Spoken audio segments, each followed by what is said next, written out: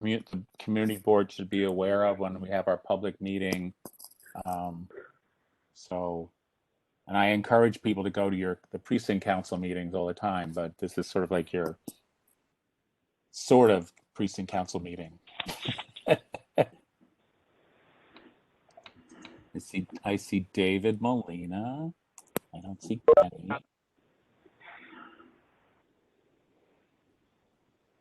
Now, Yuri had asked me if the homeless service people could go first because Casey Burke had to leave at 7, but I don't see them here. So I'm here. This is Casey. I'm here.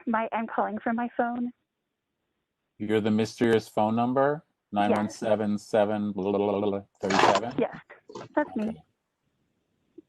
So Casey, did Yuri share with you the list of things that I wanted covered? Yeah, I think question 1 was for me, and the other stuff was stuff that they can address without me. But I can, okay. I'll stay on as long as I can. All right. Well, let's. I got to get my committee here. There's no way to sort out who's the committee and who's not the committee unless I do a roll call, and I don't know how to do that because this is a big committee. All right. I see. Bozina. I see Dana. This is crazy. I see Aaron. Hello. Well, Aaron's not on this committee because it'd be a conflict. I am on the committee. Are you? Okay. I don't have. I just recuse myself from DHS votes.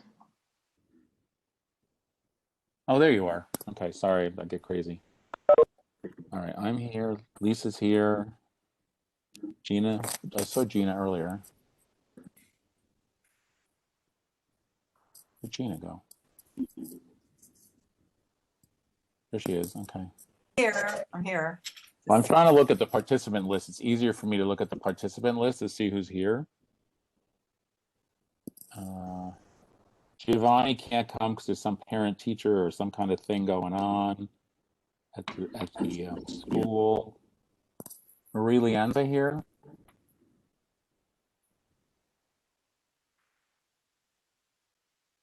I don't think he's signed in yet.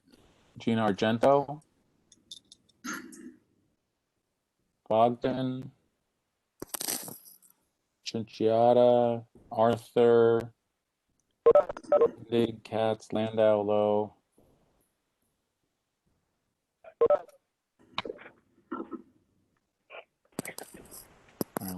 Okay. All right, the mysterious phone numbers and anonymous. One of those numbers is Casey Burke, correct? Yes, I'm 81837. Well, all we get is your 917 and 7 and then 37. And if you use the first 4 numbers and the last 2 is all we get. Okay. There's a 9292 with a 62 at the end. Hi, Sonia Russell.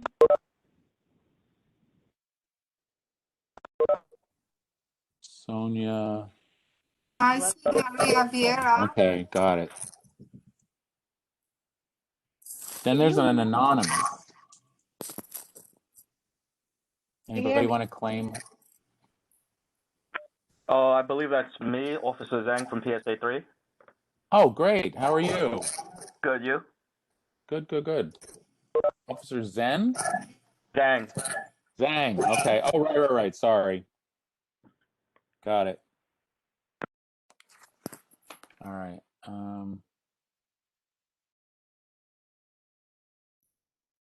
So Casey, you said you had to leave, but I think I can get through. I mean, Captain Vasquez, Captain Fay, and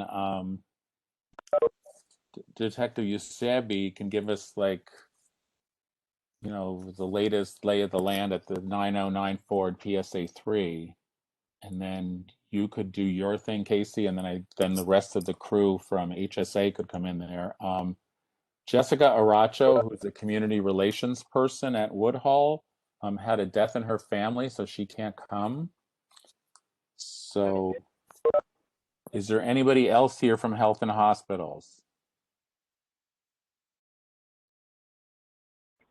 Tom, can you hear me?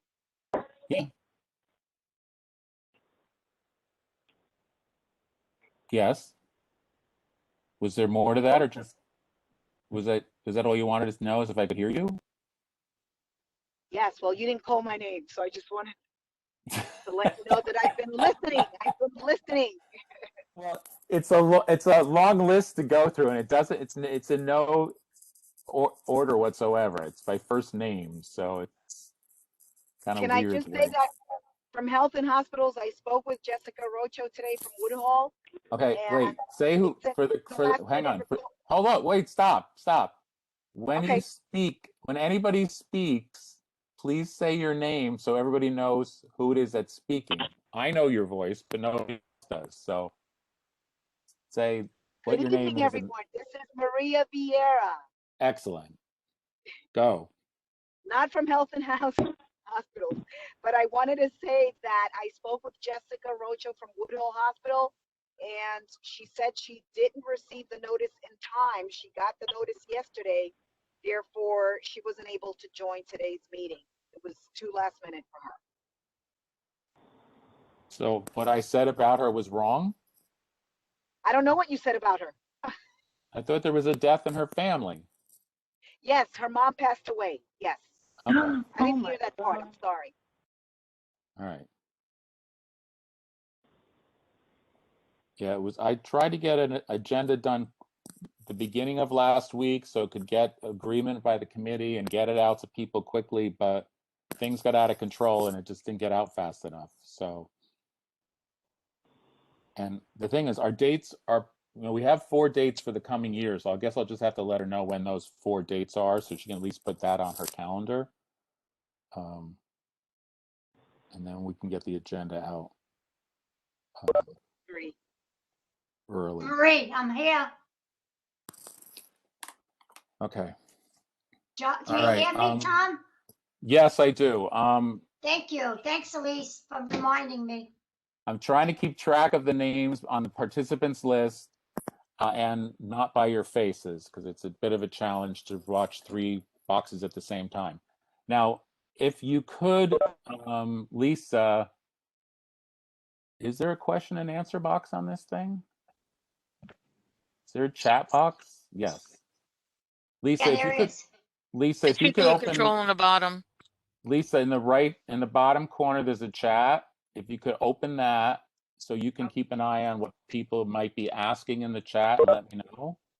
Okay, so am I doing chat with everyone? Because I'm on my phone and it just was dot. Oh, So, you're on your phone, so you're not going to be able to see it very well.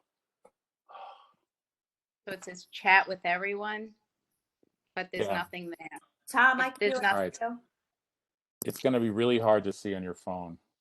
Tom, it's Dana. I can do it for you. Okay. Thank All right. you, Yeah. Dana. Dana, can you keep an eye on the chat then? Thank you. All right. Let's do this first. I want to get updates and current situations with the precincts and the 90, the 904, and the PSA 3. I don't know if the sheriff's office got a notice or was able to come or not. Anybody out there from the sheriff's office? Okay. So let's start with the 90. All right. Captain, do you want to do that? Where'd you go?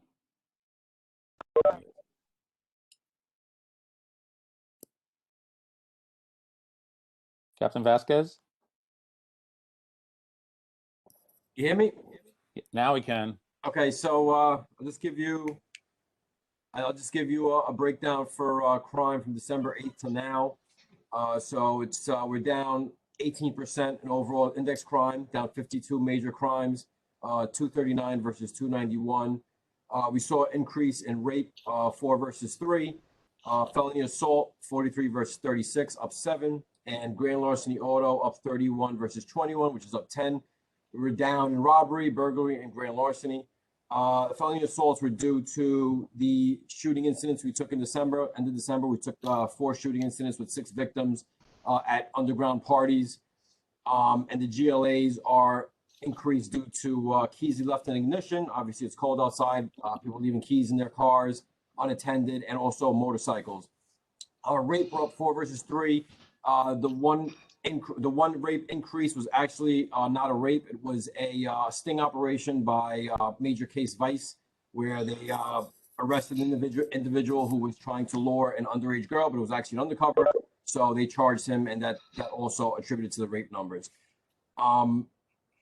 The shooting incidents, like I spoke about before, which was a big issue, we did meet with a lot of bar and club owners and the sheriffs, and I think that situation has improved. We haven't had any shooting incidents, knock on wood, or any violent crimes or major incidents at any nightclubs or bars since then, since December. So hopefully that plan is working. Some quality of life locations in the precinct. Mostly noise from residential calls for noise. Homeless encampment on Rodney Playground. We got a lot of calls about that over in Sector Adam. Also 379 Hooper Street, homeless condition. And that's pretty much it. What's going on right now for the period of December to March 2nd. Captain, you said the homeless sites for which places? There were Rodney Playground. It's right off the BQE when you come off exit 32. Right. Also 379 Hooper. It's been an ongoing condition.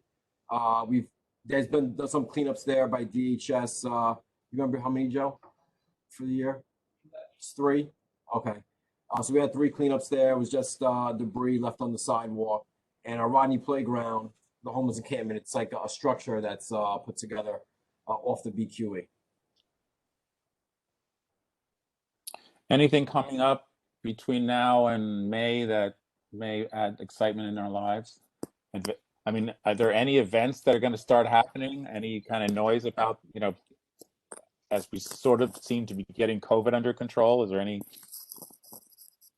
I mean, a lot of the clubs and bars, I could anticipate them probably holding more events after COVID's over, just to make up the money they lost. That's definitely a possibility. But we're having this meeting, nightlife meeting. You're invited. We had a meeting first with the bars and clubs by themselves before we invited everyone else, like the sheriffs and yourself and a few other agencies, the SLA. So we should be doing those meetings quarterly.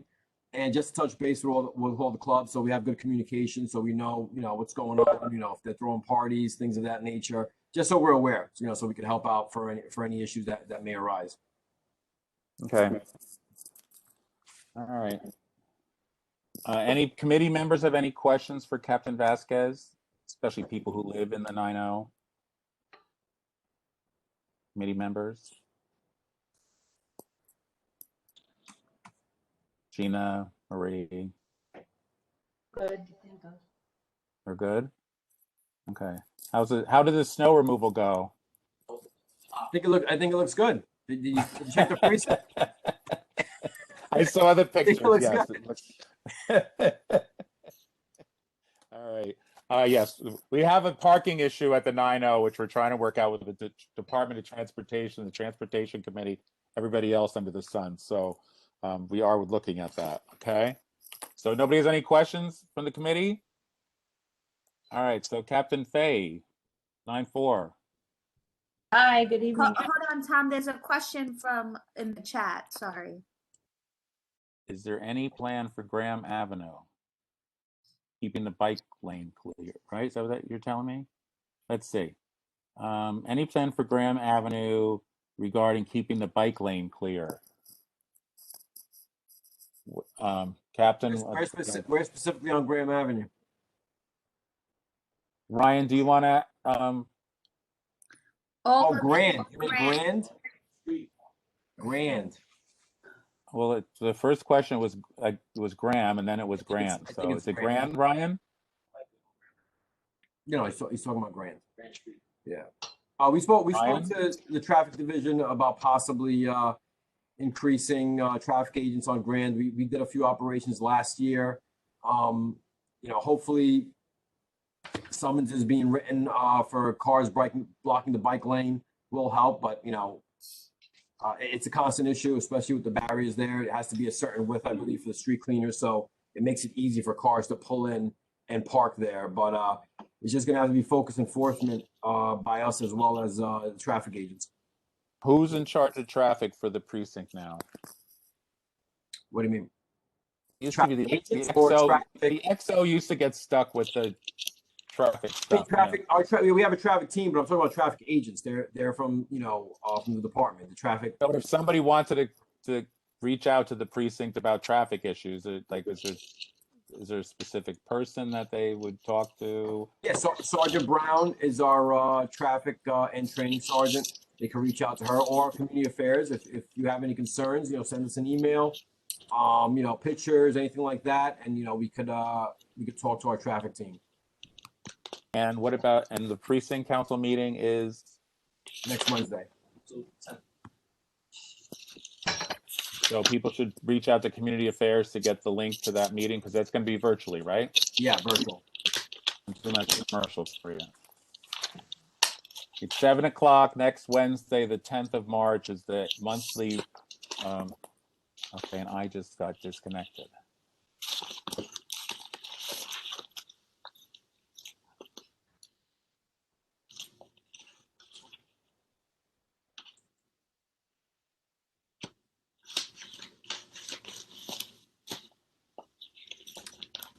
Tom, your mic is still open.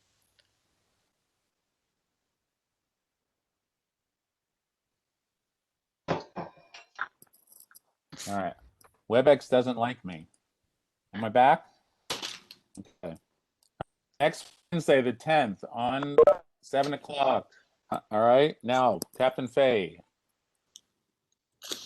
Hi, good evening, everybody. So I'll give you a quick crime overview. Year to date, we're down 10 index crimes, which is 7.6%. In the 28th day, we're down 20 index crimes, 48 versus 68. And week to date, we had 18 versus 15 crimes. It's our burglaries really and our grand larceny of autos that are driving our crime, but we're trending in a downward direction. So we're hoping we have a few recidivists that have been put away. So we're hoping to continue that trend, and we have a new public safety team on the midnights that have been doing phenomenal work in making arrests. So that's where we're at. Basically, year to date, we're 37 burglaries versus 19. So it's an increase of 18 burglaries. And right now we're flat in grand larceny of autos. So in the last week, we have seen a spike in robberies with some arrests made. There was a home invasion over on Bell Slip, but we have persons of interest in that case. We are looking to facilitate forming a North Brooklyn Safety Alliance along Manhattan Avenue. We've been in communication with Manhattan Avenue businesses. It's a pilot program. And if it's successful, hopefully we can expand it to other areas of the precinct. Our community council meeting is held tomorrow at 7 o'clock. The information to call in is located on our social media pages. If you have any questions about it, you can reach out to community affairs. If you have any issues calling in, Dave or Tito can help out. And, our main complaints, our 311 complaints are abandoned vehicles, homeless, and illegal parking. You mentioned the burglary increase. Are those homes? Are those businesses? Are those what? It's primarily a combination between commercial establishments and residential package burglaries. That's pretty much what we're looking at, but Captain Vasquez and I work very closely as far as identifying people that are moving between the two commands, and we've had some success in identifying people and arresting them. So we're working closely with the district attorney's office as well when we have people that have committed multiple burglaries in the precinct or throughout the city. They have been working with us to try to gain indictments and keep the people away for some. So these aren't burglaries of people going in people's windows and burglarizing their apartments. So people going into buildings and stealing packages. Yes. Okay. grand larceny auto that's in both precincts, I observe many corners with cars on them running with their keys in them, and a lot of them seem to be food delivery people. Has anybody reached out to like Grubhub and Uber Eats and whatever it is to say, like, you're running in to drop off food, don't leave your keys in your car? I'm sure, like Captain Vasquez, and I'm sure he'll agree. We had our crime prevention officers go to the food establishments, reach out to them. You know, it's a challenge. You know, you hope common sense prevails. It makes it easier for criminals when you leave the keys in the vehicle. But you know, we do outreach often, at least once a week. And you know, this is something that it trends. Every once in a while, we see a spike in them. And, you know, we try to put out the information in social media the best we can, but, you know, this is also part of our Manhattan Avenue pilot program. We're hoping to bring community together and give out good information so people can make good choices. This North Brooklyn Safety Alliance, how is that going to be set up? And then is it modeled on something else? And my head has envisioned in it rainbow flags in the windows as safe places for, you know, people who might be getting harassed on the street. Is that part of this? So we want it to be community driven, and we want you know, business owners and residents to come up with community solutions to the problems that they're facing. And we're looking to do this in a support role so that we would provide resources as the police department. We've been in touch with sanitation. We've been in touch with the district attorney's office, with local elected officials, so that we would be able to bring the resources to help, but that the solutions would be engineered by the community members themselves. So, so is there going to be like a community meeting or something? We're looking to have our first meeting within the next 2 weeks. So, you know, the NCOs, myself, community affairs, we've been going to these businesses along Manhattan Avenue, you know, and we've seen a lot of interest in it. So it's kind of modeled along the lines of a business improvement district type thing. So, you know, this is just preliminary information I can give you because we're really hoping that it's going to be community driven, and it's just, you know, we're providing the opportunity to bring them together, but that it's not really going to be run by us. We're going to be playing a support role. Okay, but neither Arthur or Bogdan are here right now, but I would ask if you could reach out to the two of them because they're involved with the coalition of Polish presidents of organizations, the Polish organizations, and also they both have businesses in Greenpoint and are involved in all the business organizations, and they're part of our committee. So Bogdan and Arthur Divinowski and Bogdan Bakarowski. Okay. We've reached out to over 100 businesses, so if they haven't already been contacted, we'll make sure we'll get in touch with them. Yeah, those two specifically, because they're on the committee. They could then be our committee persons working with you. And Bozina too, because Bozina's involved with the Polish and Slavic, right, Bozina? Yes, Polish and Slavic Center.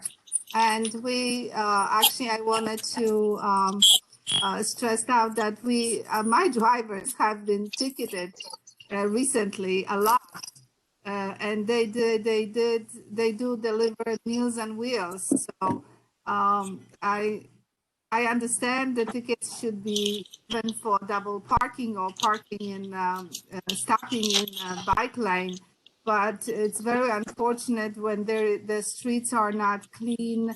You know, the sidewalks are not clean, and that's the only place they could stop to deliver meals to the seniors. So I'm willing to work with 94 precinct and the other precinct as well. You know, so we give that message to the Polish Slavic community. Thank you for your hard work, though. Any other committee members have questions for Captain Fay? Tom, there's a bunch of questions in the chat. I don't know if you want me to read them. One is to Captain Vasquez. The chat has a delay. It came up after Captain Fay started. which was about, can we guarantee that traffic enforcement officers won't park in the bike lane, giving out expired meter tickets? And then the rest seem to be for both Captain Fahey and Captain Vasquez, just around social distancing, safety as we move into the spring and summer months, and the New York State Parks putting out an RFP around events. Like, what are I guess I'll just tack on to that. Is that going to still be handled by the sheriff's office, or will NYPD be getting involved there? What's the protocols going to be? Right, so the first question was what again, Dana? It was the If you could agents prevent bike lane. from parking in the bike lanes. Yep. I could reach out to Captain Warby. He's he's one of the captains in charge of traffic division. So you know, I'll voice that concern over to him and let him know, maybe they could park somewhere else when they're doing. But it's going to be kind of hard if the bike lane spans off Grand Street.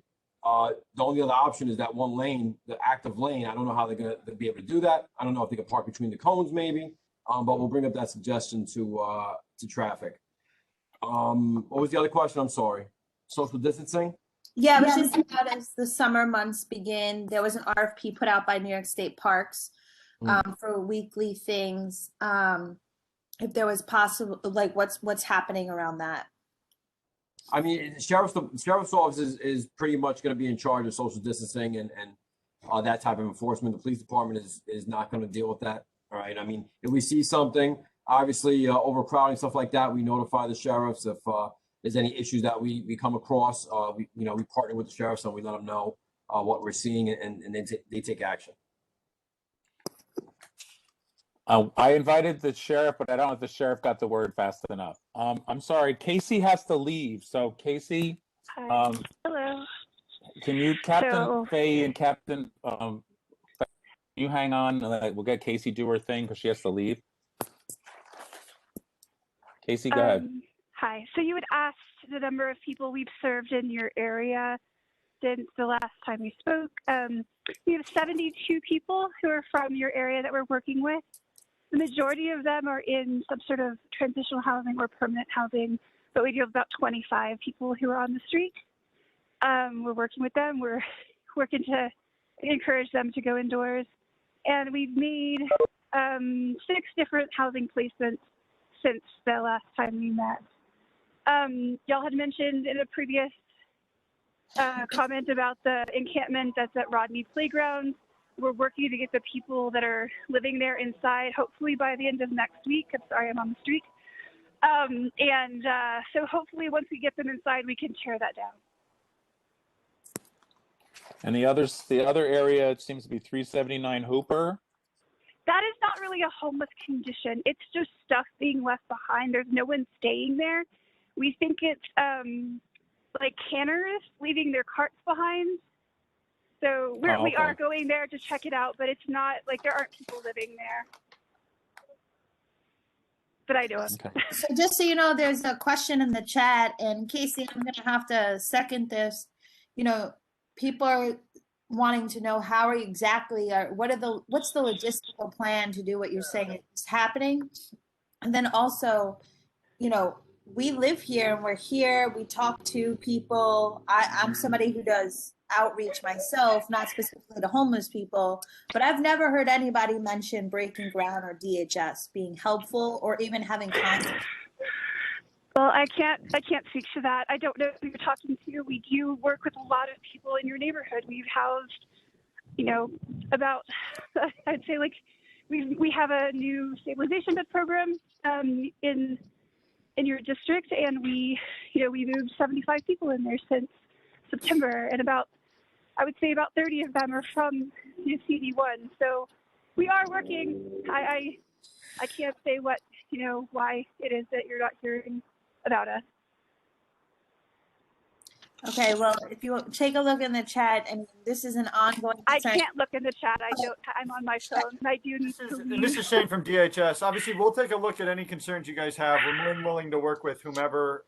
We try to work with as many agencies in the area as possible, in addition to Breaking Ground. So we can certainly, follow up. And if there's people who have questions around the work or what we do, well, this entails.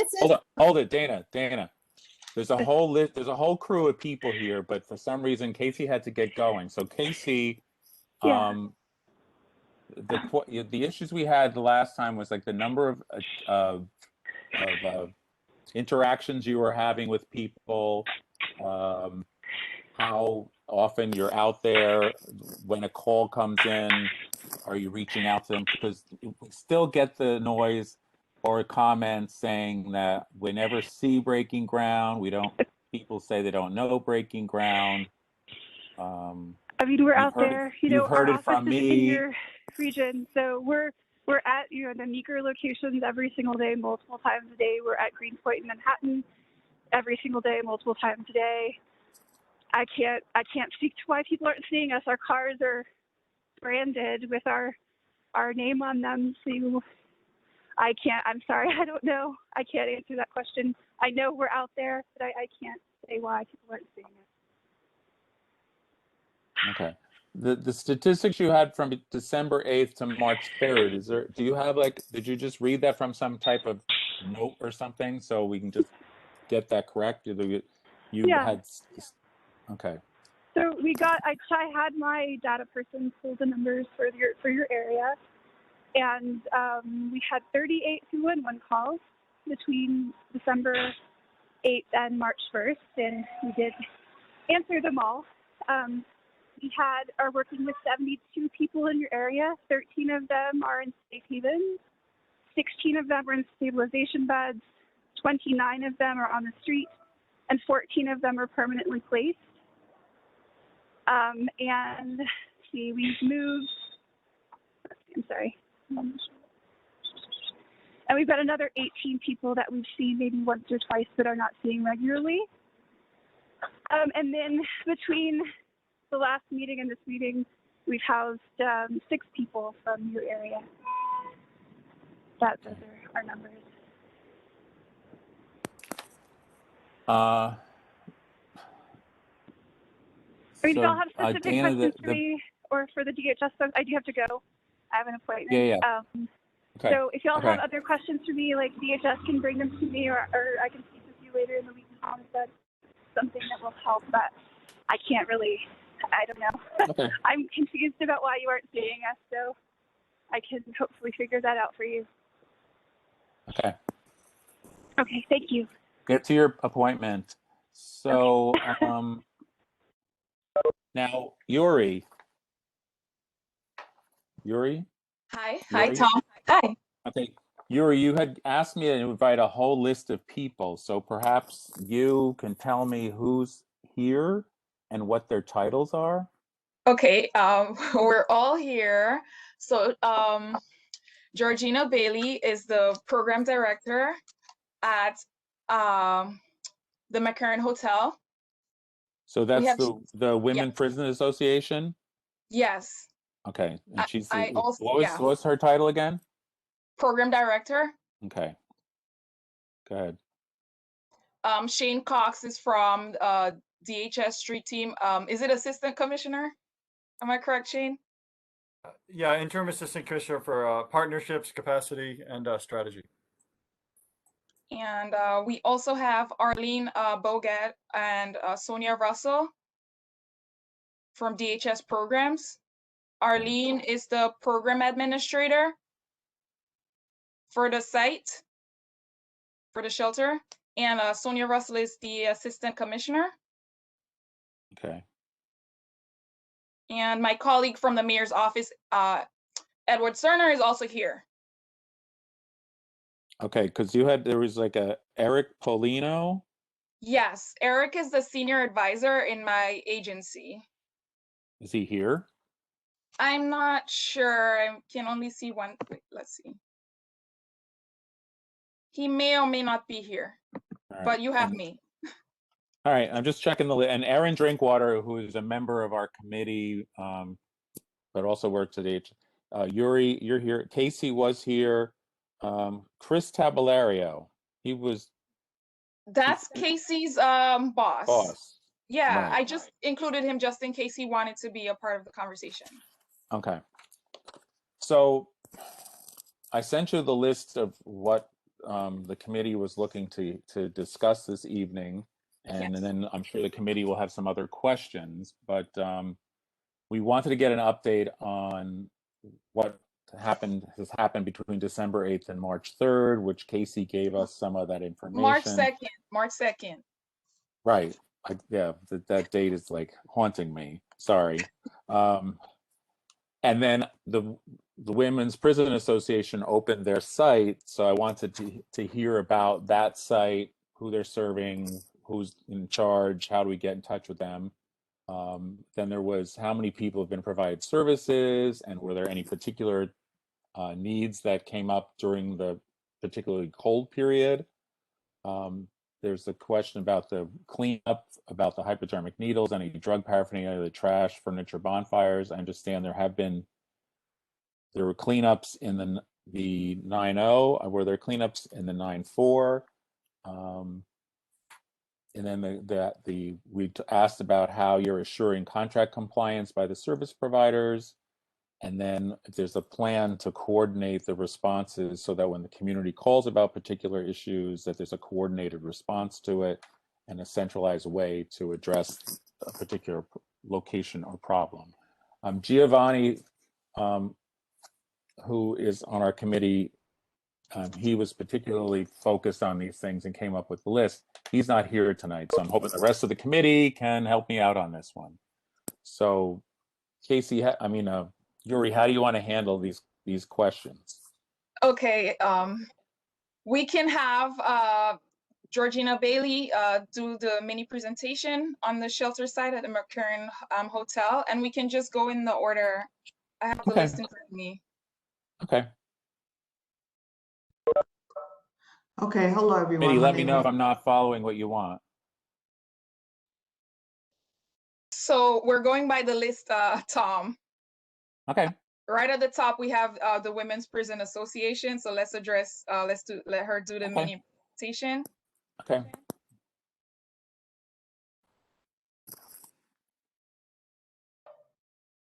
Hello everyone, my name is Georgina Bailey, and I am the Deputy Managing Director of Clinical Services here at WPA the McCarran. We were relocated here at, I believe it was the second week of January due to a fire, which was on the news. And that was like the end of December. The fire, we were located next door to the historical church that's on 2nd Avenue between 6th and 7th. So we were right next door to the church, and due to fire and water damage, we had to be relocated. And we have been here at the McCarran, like I said, since the second week of January. And our population that we serve are women, ranging from the ages of 18 and over. They are homeless. The shelter is a temporary placement for the women while they seek permanent housing. So it's a shelter. Yes. Okay, so and I know where your building was next to the church. So how do people get to that shelter? Because not everybody on the committee knows how this works. We're concerned about the people that are in our neighborhood. The Men's Assessment Center, we have beds set aside for people that Breaking Ground may speak to, who want to get off the street. Are these women assessed somewhere else and end up living there long term? And are they going off to work? Are they, how many women are there? Okay, since you ran off a lot of questions, I'll try to answer them all. The women, there's an assessment done through DHS before the women come to our shelter. Like I said, it's temporary. And while the women are here, they receive services such as case management, short-term therapy counseling. We also work towards their independent living skills. Some women are working, other women are looking for employment. So like I said, this is temporary. This is not a long-term situation for the women. And once they obtain what they need to obtain, which is like permanent housing, then they move on to their permanent housing. So while they're here, we have case management who helps them with, housing, employment, like vouchers that they need for housing. If they need mental health services, we refer them out to services. If they need substance services, we refer them out. And sometimes we provide services on site. Oh, and you asked how many women are here? There are right now, I believe there are 43 women.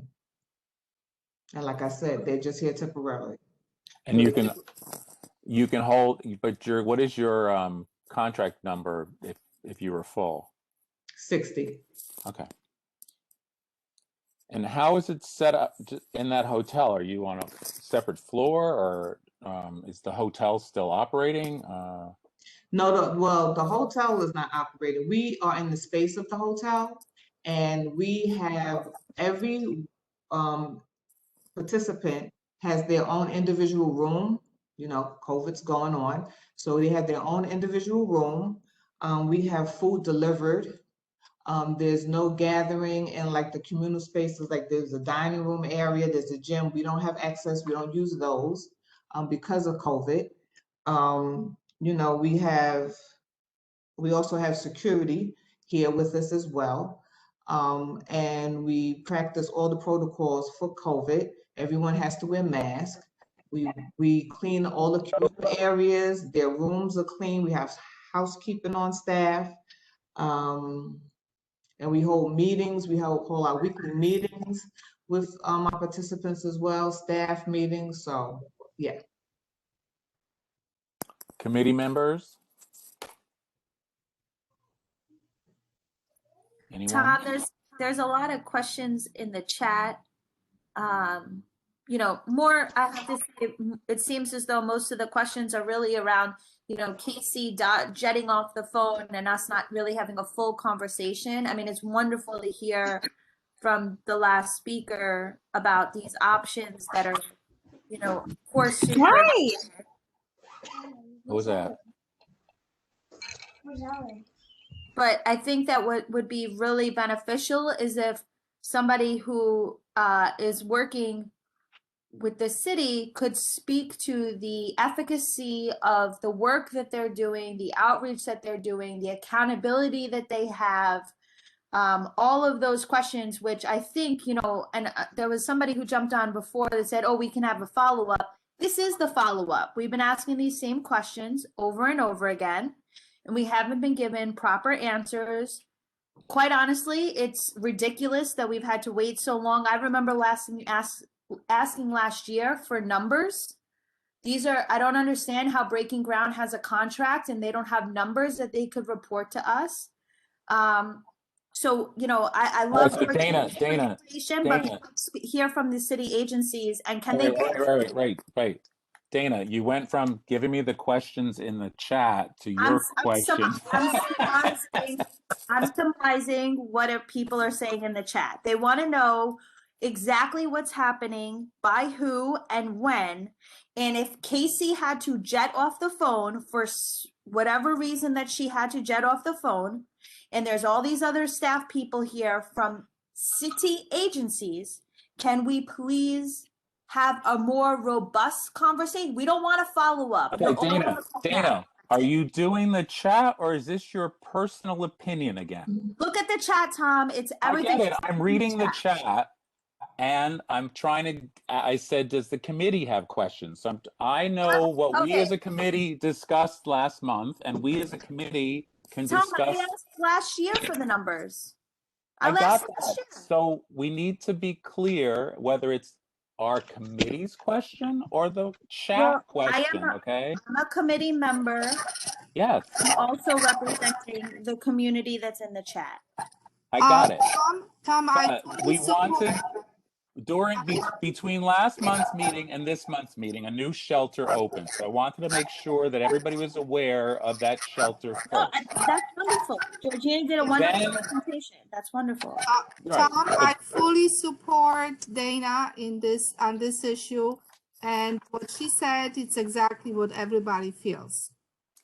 Right, but first of all, we had a new shelter open. I just wanted to make sure you all knew what the new shelter was, and then we have this whole bunch of people from DHS that we have the specific questions about numbers, monitoring, this and that and the other thing. Georgina only runs her shelter, so I just wanted to get her shelter presented. Nobody is saying anything about Georgina. Her presentation is wonderful, and clearly she is doing her job. And Right, that's why I she said, are there understands her any mandate and questions she's for Georgina and the shelter at McCarran Hotel? If not, we'll then move on to the other stuff. There are no questions for Georgina. Okay. It was only to praise her and her good work. Correct. We have a question for Casey and all the people that work with Casey. Right, and that's what this other list of people is. I don't know why Casey had to go off. I was told at the last minute I can't go and grab her. I'm at my house. She's not here with me. Actually, thank I you, sent an Georgie. email. Tom, I did send an email stating that, unfortunately, Casey had a meeting. She had a conflict. Yes, I know that. It was Yeah. just shortly ago. And I'm just saying that, Yuri, we're So going to move to your group next. The only question that's for Georgina is, how can the community be supportive or helpful to her residents or to her, to the entity, right? Whether it be the individual residents or the entire entity. Other than that, everything is really focused on the city. Okay, so no, I was hoping somebody would ask Georgina what we might be able to do, because we all represent different organizations that could work with the Women's Prison Association in supporting the women in that shelter. So Georgina, let us know if the community board can be of any assistance. Anybody who's affiliated with groups that would like to work with Georgina, please get in touch with her. Sure, and I would also like to say, visit our lovely website. And where is that? It's Women's Prison Association. You can Google it, and you will see all the lovely services and everything that we're trying to do. Okay, great. Thank you for the Thank invitation. you. And Georgina, just to say it again, because Tom kind of made a mess out of what I was saying, your presentation is lovely, and it's very clear that you are doing what you are supposed to be doing, and that your residents are safe and being given supportive services. Our critique and our questions and our frustration is with the city agencies that are not doing what they're supposed to be doing. Okay, thank you, Georgina. Okay, so in our agenda, we provided to Yuri, who had then invited a group of people, our list of concerns that were raised at the last meeting. And so take it away, Dana. Do you have the agenda? Are you talking to me, Tom, or Yuri? No, unfortunately, Gio isn't here, who I've relied on to keep a coordinated thing on the homeless issues. I've not been focusing on it because I've got enough other issues to focus on. He couldn't be here. So can you take the questions and focus the people who are here on those questions? Okay, I think that we would just like to hear from them what they're doing. We need like a starting point. Where are they at? What are they doing? And then we can get into specifics. What is everybody's job on this call? You listed all these people. What is everybody's specific job? How many staff members? What are we looking at here? Dana, what is the exact question you have? What is Breaking Ground doing? What is Homeless Services doing? I want to know you guys specifically. What is your job? How many people do you oversee? What is your budget? And what are your outcomes that you are supposed to meet? If I said to Captain Fahey, how many teams do you have out tonight? She'd say, I have 1 and 8 over here. We're addressing this situation over here, and these are our numbers. I want to know what do you do? What is your budget, and what is your mandate, and how many people are doing it? So I'm the Brooklyn Borough Director for the Department of Social Services. My primary job is to be the representative as far as, DHS is concerned. I work with all 18 community boards in the borough of Brooklyn. I work with all elected, state, federal, you name it, I'm the person. Also address community complaints. I'm pretty much the liaison between the agency and everyone else. And how many staff do you have under you, or how many people on top of you do you report to? My boss was here in her personal capacity. Erin Drinkwater is here. I report directly to her as well. I have another supervisor, Eric Polino, who's not on this call. I'm one person managing an entire borough. I don't have any help, and I do the best that I can. I'm always responsive to any questions and queries. I don't oversee anyone. It's just me. Okay. What is the direct mandate of your office role? Are you supposed to come here and tell us that you're by yourself and you work for all these to respond to all these community boards? What is exactly your job description? Because maybe it's then that you're not the right person that we have to be talking to and grilling and having these conversations with. I am. I'm the person that represents the agency, as I said before. In any public meetings, I'm the person you would email. I'm the person you would call to report street homeless, to report that a client isn't getting the services they need at a shelter. Whatever your concern is for the agency, I am that person. Okay. So Dana, I just want to jump in. I can give an overview a bit of the street outreach unit. I know Chris. Before you speak, please say your name. Shane Cox from Department of Homeless Services. Thank you. So I'm not going to be able to give you some of the details you want around budget or staffing, but why don't I just give you a very broad overview of what the Street Homeless Solutions Unit does, if that works. And Chris can certainly speak to a little bit more detail about Breaking Ground, but at least that can kind of help frame some of the work. We'd love to know what anybody is doing, what's the capacity, and what is your mandate? What are your deliverables? When you report back to your boss, what is your deliverables? That you say, we accomplished this in either the month, the week, the quarter. I want to know what those deliverables are. We are in the Street Homeless Solutions Unit at DHS. So we are the unit that is responsible for all homeless individuals who are on the street and subway. So the way we go about that work, we're separate from the adult and family units. They oversee adult housing. So some of the individuals on this line are from the adult side, and they oversee the shelters. What the Street Homeless Solutions Unit is responsible for is identifying, monitoring, engaging everybody who we believe to be homeless or who is homeless on the street and in the subways. So the main way we go about doing that work is we contract out with nonprofit providers, more or less one per borough, but as you can see, Breaking Ground, for instance, covers Queens and Brooklyn. These nonprofit providers are responsible for doing homeless outreach 24/7. Holidays, weekends, through COVID, through hurricanes, whatever the case is, they always have teams in the field. Those teams are responsible, again, for identifying, monitoring, and engaging anyone who they believe to be, or anybody who reports to be street homeless, living on the street. How do they report that to you? Sorry? How do you report that to me? How do they report it if I'm Breaking Ground, how do I demonstrate to you that I'm doing that outreach 365s? How do I report that? There's several ways. There's several performance measures and tracking measures. We have databases that they use. They also respond to 311s, and they're responsible for responding to 311s. When someone calls the 311, they're responsible for responding within an hour.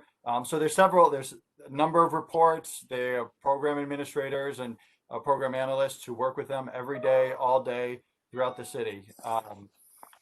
But what they do, just to reorient it and just to give a sense, everything they do, and Chris can certainly speak to this, and Casey can certainly speak to it again, but everything they do is framed and oriented around housing, around getting everybody inside as fast as possible. If they engage somebody and they want to come inside, if they want to go to a shelter or they want to go to a drop-in center, Breaking Ground can do the work in the moment to get them there. They will absolutely bring them. As we all know, traditionally, often people who may be living on the street for whatever reason probably have not wanted to go into traditional shelter.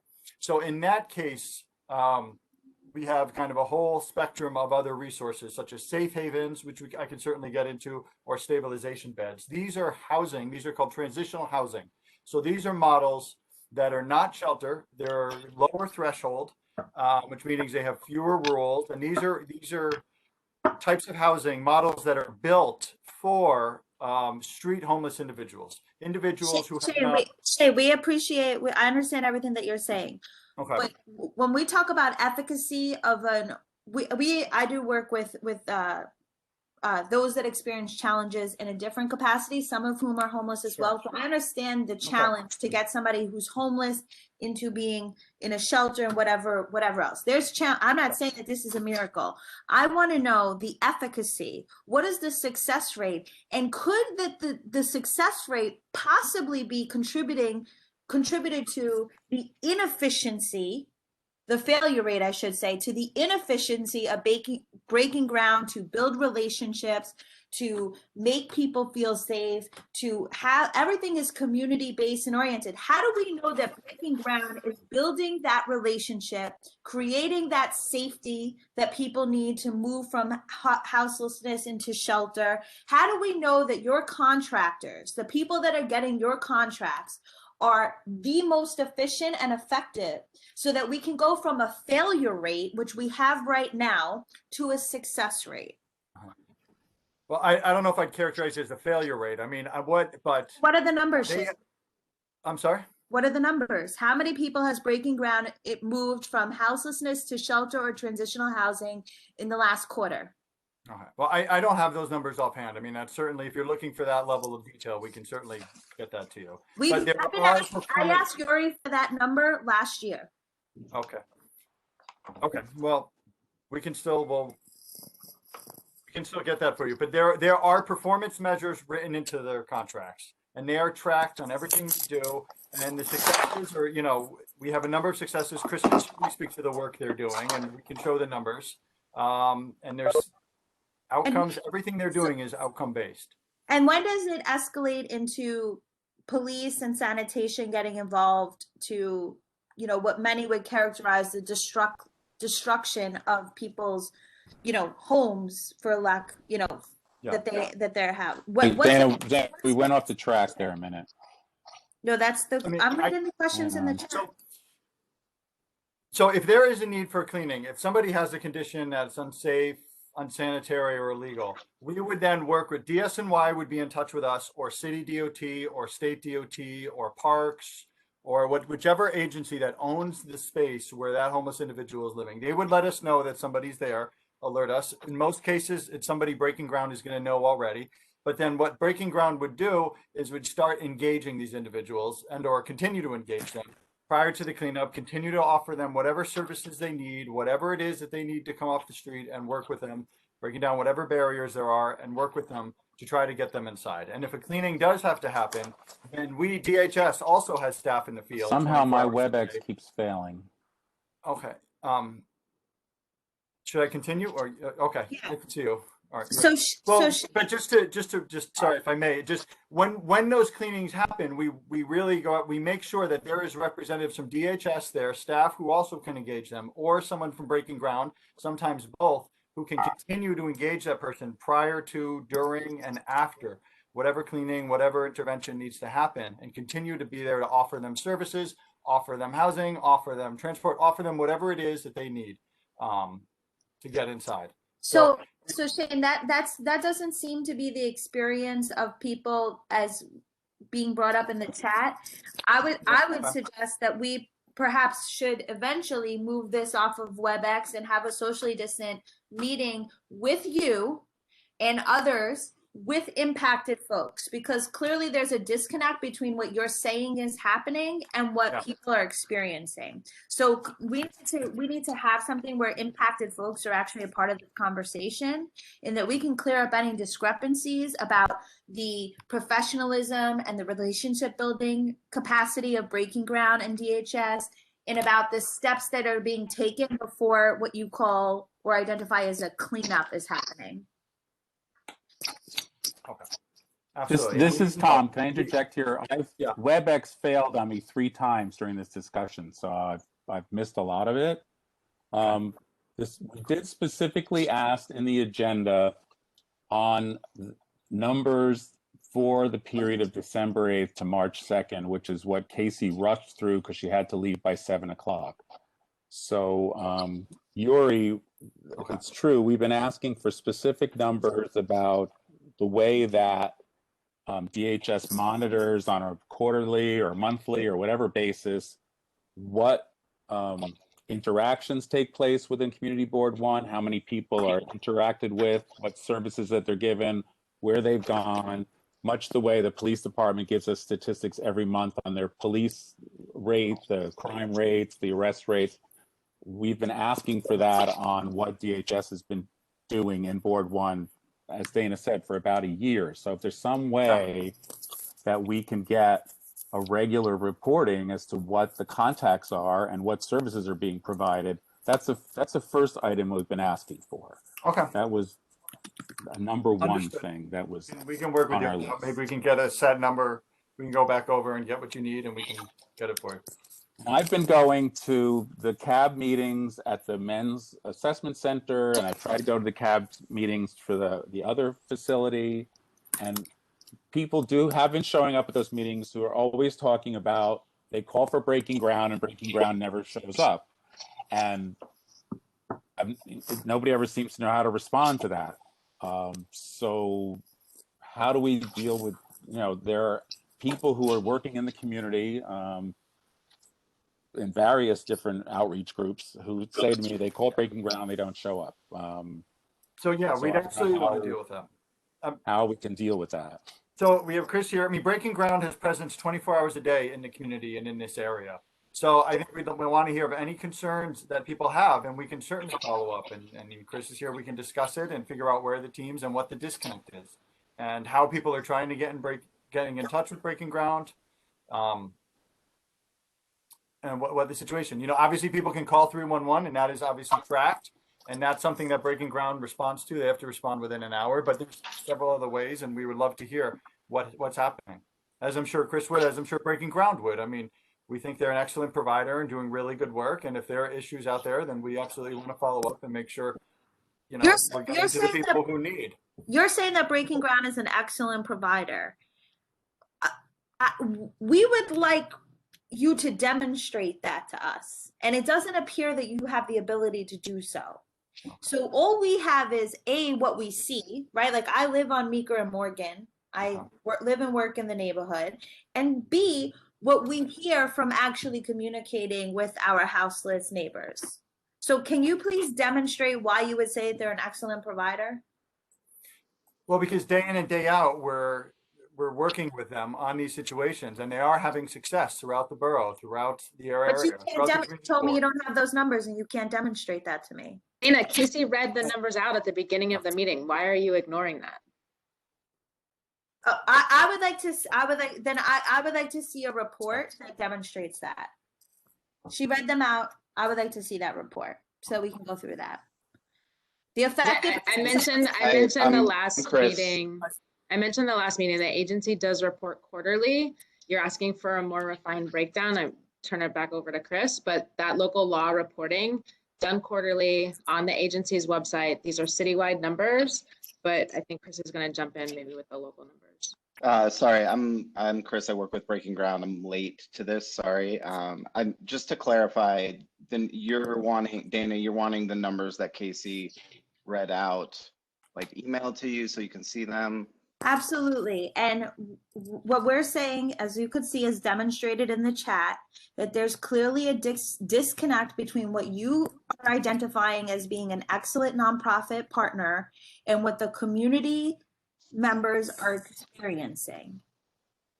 And quite honestly, to not even, if Casey couldn't, this has been something going on for more than a year. I understand she had another appointment. If this was your excellent community partner, then why is there not somebody else that can present on this?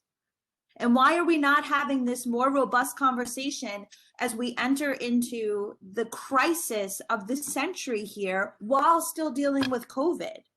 Like to me, an excellent partner would be somebody that's really present here.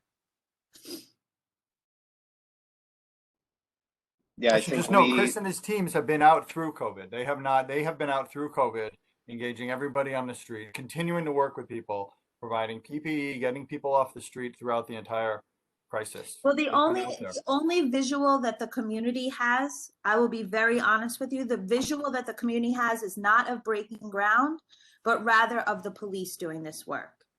And quite honestly, the police are being put in a situation where we're saying we don't want them to be doing this work, but we as a community, as a society, as a city have not built out the infrastructure to handle this in a different way.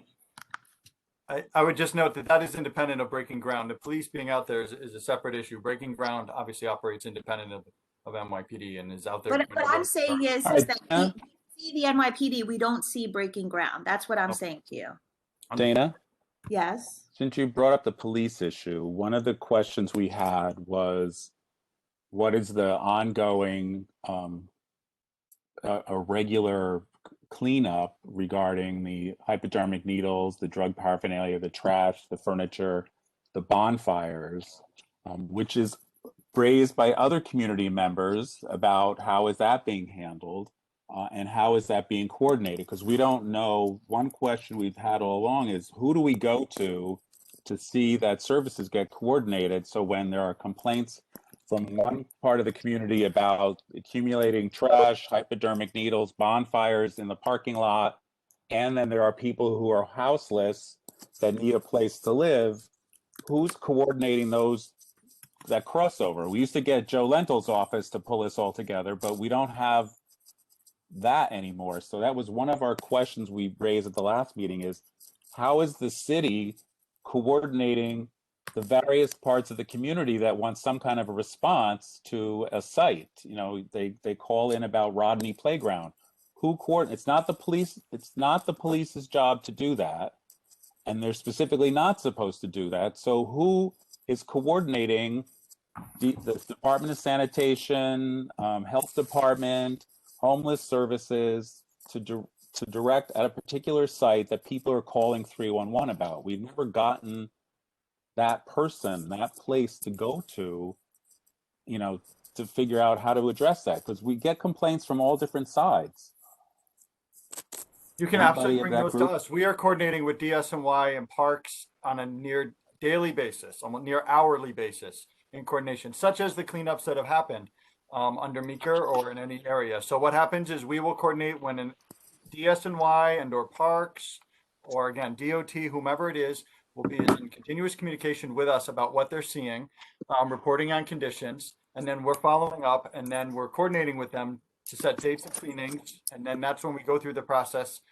We set a date for cleaning, we determine who owns it. If there are syringes there, then we work with either DSNY EPU or one of the local syringe service providers to be present at the cleaning to ensure that the syringes are removed. We then go about giving notice, and then we're make sure that all the parties are there. So we are in continuous communication. But wait, but who does that though? Because in the past, it was call the police community affairs would somehow pull everybody together. In our case, Joe Lentil's office would help pull it together, and we had somebody that we could call to pull it together. It sounds like you're saying that the street, what do you call yourself? Street Homeless Solutions. So there's within the Street Homeless Solutions unit is in charge, but you know how commissioners are. They don't listen to other commissioners. So you're saying the Department of Sanitation's listening to your boss? No, we're coordinating. So within Street Homeless Solutions is something, a team called the Joint Command Center. They're DHS staff who are available 24 hours a day, and they're also in the field working with Breaking Ground and working with other city agencies. So they have calls several times a week with these other agencies, and again, they're in continuous communication. So I'd say we're coordinating. When DSNY needs us to be at a cleaning, they'll let us know and coordinate with us with what they're seeing, and we arrange always to have DHS present whenever they need it. I mean, we're coordinating actively with them as well as parks. Well, because the problem is, I don't use the word blame, but in the past, everybody could say, the police department did it. Now it's like, who do we say did it? So if somebody calls in and says there's a bonfire in the parking area under the BQE, and they're also shooting up drugs, and there's a bunch of furniture, they call DHS who tells sanitation, health, and everybody else to come out? So, yeah, I mean, it's a good way. So what for is the instance, mayor's you would- office doing? What is the mayor's office doing? Well, everyone's involved, but so the process would be, so for instance, for something like that, you could certainly, you probably have a link to Yuri, you could let us know through Yuri, we could figure out that chain to DHS. We'd almost immediately reach out to Breaking Ground and or one of our own DHS teams, probably both of them. They'd go out to then engage the individuals, to assess it, find out what's going on, engage the individuals. Again, re-engage for 9 times out of 10, Breaking Ground is well aware of the situation, knows the clients. So we'd go out there and assess it, and then we'd follow up with the owners and let them know if the owner was DOT or DSNY or Parks or whomever, and if it needed a cleaning, then we'd coordinate with them to make sure that it's a time, we have enough time to engage the clients, and Chris's team would be present and or DHS. And if we need things like syringe removal, we'd work with, again, the syringe exchange program or DSNY. So we'd start the process and get them involved. And again, we're in continuous communication with them. We have calls and coordination meetings and Shane, something just so there was something that happened just today or yesterday. Kevin, I think if you remember, I saw the post about it. Can you walk us through how that happened? Wait, what are we talking about? When he's saying all this coordination is happening and whatnot, there was a cleanup or however you guys, whatever you guys call it, that happened just very recently. Right. Can you talk about the coordination there? Like, what is it? Like, what is the logistics of all that? Well, wait, who's talking? Who's telling this? Well, I'm in the chat, Tom. I know, but who is telling this? Tom, to us? it's How Kevin did you LaFera. coordinate during the last sweep? So that's Well, the question. did this person coordinate the sweep? No, Tom, Homeless Services and the PD and sanitation coordinated the sweep, and the consequences were All several right, so you're people- speaking as an observer of something that happened. We're asking him so he can Okay, walk okay. us through it. That's all. So, all right. Well, it sounds like you were making him the coordinator. That he was in charge. I would never do something like this. So I don't know said exactly Kevin can- which case, but just in a case, I don't know exactly which case you're referring to, but just for instance, so in that case, it would either be us reaching out to DSNY or DSNY reaching out to us saying, most likely we have a condition at X, Y, and Z street. We need to conduct a cleaning. Then we would make sure that we set a date. We work with DSNY. Can we just let some other people speak now? Yeah, We've Shane, heard none from of you this- quite a lot, and none of this you know, you're not actually- listening to the chat. You're not. Wait, listening to what we're saying, and wait. We came here Who- to be who's- members of the community. Wait, and who to is speak our speaking voice. now? My Who name is is Benjamin speaking? Adam. I'm a worker Okay, with North generally Mutual Aid, committee and I work meetings on are- Houseless Street Outreach. Okay, wait. Committee meetings generally are the committee meeting, and then we have people who attend. And Tom, we have a right to speak, and we would I like get to- that, but you have to tell us who you are. We were just just did. finished talking to Kevin about what he was going to observe. and Anything. I then- get interrupted by Shane. Oh, I get interrupted by Shane. And Benjamin has been doing this work in the community through the mutual aid for the past 6 months.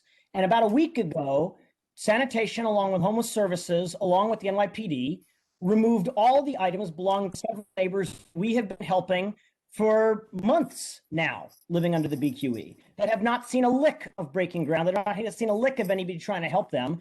And they removed everything that they owned and they tossed it in the back of a truck. And they left them a pile of hand warmers under a drainage pipe. And it's unconscionable. It's just unbelievable. And it's like, I'm sorry. And Tom, I know that these meetings, get hot, and there's a lot of folks on them, and a lot of things have to be handled. So I appreciate it, and thank you, Dana. And there's a lot of folks in the chat that really, really deeply care about this, and rarely get any face time whatsoever with agencies. Okay, and so. Well, Benjamin can speak about what happened because he's been working with the folks that were affected for months and months, and has tried to contact Breaking Ground many times and get the folks that he is working with that are nearly freezing to death every night into transitional housing, or get them some sort of help and assistance from the state. And it's just been zip.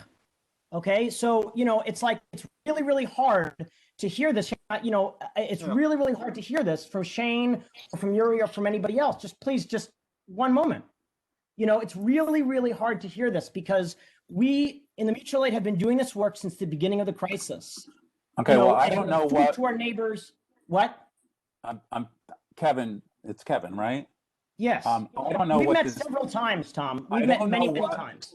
I don't know what mutual aid you're referring to. The North Brooklyn Dana- Mutual Aid, which has been in existence Dana since and the 12th I of March, have been on the helping community thousands board. and thousands of our neighbors. That's what I'm talking about. All right, Dana and I have been on the community board forever. I don't have Dana any knows about recollection, mutual aid. but I've never heard I don't know about the work that's mutual going on. aid until you said it now. Dana's Okay, never well, mentioned that's- mutual aid to me. You don't listen very well, Tom. That's shocking, Tom. You know, it's like that many people in the community are aware of the work that's going on and, you know, that has been out here since the beginning of the crisis, helping our neighbors. What we've seen and what we have heard is very little positive from those neighbors that we've been helping that are most affected. And when we hear terms like cleanup or concern about hypodermic needles or any such things, rather than the imperative, which is keeping our neighbors alive through this crisis, it's really difficult and it's really hard, you know, and I think that we can do so much better. You know, the fact that Georgina's comments were couched in this like, oh, are you helping the women? Are they getting work? Is this, that, the other thing going on? You know, when our first question really should be asked when these people come to our community in the midst of a terrible fire, what can we do to help? What can we do to help them and assist them and find them housing in our community and find them jobs in our community and find them resources in our community? And that's what many, many, many community members in the mutual aid have been doing since the outset. You know, and Benjamin is one of those people, and you know, I don't want to say too much more. I would like Benjamin to talk, if it's possible, about his experience with this sweep, and we want an end to these sweeps under the BQE. We want real support for our neighbors. It's totally unacceptable that this is the way that this is being handled, where, you know, folks will come through and everything that they own will be tossed in the back of a truck, you know, and they're left with nothing. And you can say that that is the outlier, you know, but that is not what we are experiencing.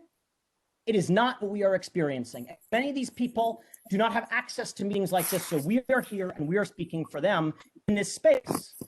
You know, and you know, you could say I'm a liar, you could say it's not true, you could say Breaking Ground is out there 24 hours a day. Well, then something really needs to be done about your contracts at Breaking Ground, if that's what's happening. It's not happening on the ground in the community. It's just not. You know, Benjamin, you want to pick it up? You know, thank you. Sorry, thank you.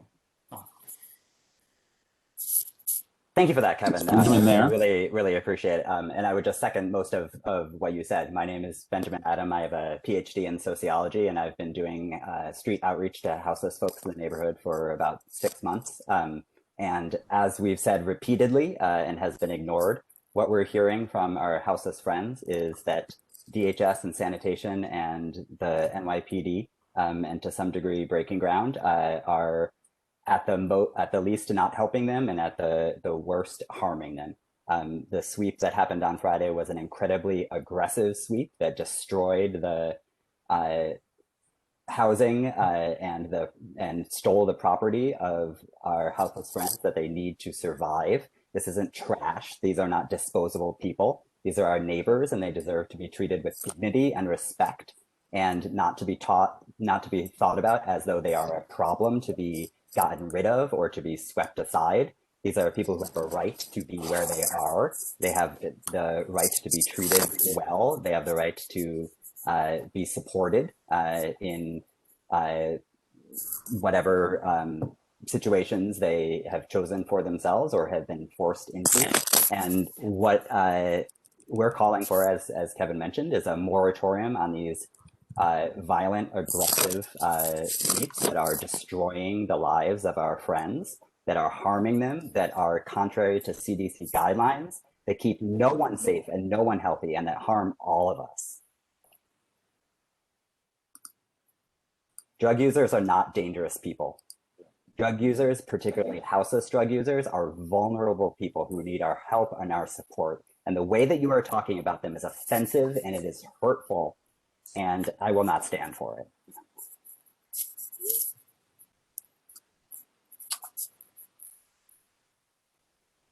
So what happened on Friday and where? The DHS, the NYPD, and sanitation conducted a aggressive and violent sweep and destroyed the property and stole the belongings of houseless folks living under the BQE near Leonard Avenue, who we had been working with and continue to work with and support. Hi, this is Edward from the mayor's office. Can you provide more details on this? Like, what precinct was it? Did you take the names of any of the agency folks that were on the ground? Maybe you could send that to, I'll put it in the chat, but it's ecerna@cityhall.nyc.gov. I spoke about homelessness issues a couple months ago, and I do want to thank the aid for all of the work it's doing, because I know that sometimes government can't respond in the ways that we would ideally like. And I'm from South Brooklyn, and I know that the South Brooklyn Mutual Aid has been doing a lot to fill, some of the gaps that the city can't fill. That being said, I've said from the beginning, the administration's position is that homelessness is not a crime. We disbanded the NYPD unit on homelessness, and there is some coordination that takes work. And as we transition to a more equitable and just system, there's going to be hiccups. But if that's the experience you have, please send something my way. I do want to do follow-up on it. And I'm sure the agency folks on this line will also help me in getting some of those details ironed out. So thank you for bringing that to our attention. Edward, this is Kevin Lachera. What's happening is that sanitation, what we've been told is that sanitation just calls the police, whereas previously DHS would call the police and the police would show up. It's now sanitation calling the police, so it's effectively rendered a shell game. And it was 9-4 precinct that was there. And one of the individuals was begging these people, please, I understand you're going to take my home. I understand you're going to take everything that I own, but please do not take this one bag of my most treasured possessions. I'm leaving it right here. He stepped away for 5 minutes, and when he came back, everything was in the back of a truck, and the truck was gone. So, it's hard to deeply care about something like hypodermic needles or a fire in a trash barrel that someone is using to quite literally stay warm and stay alive when this is what's happening. And our city agencies say that they're doing it, and they insist that they're helping, and they insist that they're helping, and they're responsive. It's like, we are regular people. This is not our job. I'm a librarian. Benjamin's a teacher. This is not what we want to be doing, all day, every day, all the time, responding to these crises. We are proud to help our neighbors every single day, and we're going to continue to do it. And that's because of the failures of government, failures of these agencies. And Edward, it's nothing against you, the failure of the mayor's office, the failure of the governor, and everybody in between. And we're tired of it. These people that Benjamin has been helping, he's been helping for months. A lot of the items that sanitation and DSNY threw away, homeless services threw away, were items that we had brought to these individuals, fundraised from community efforts.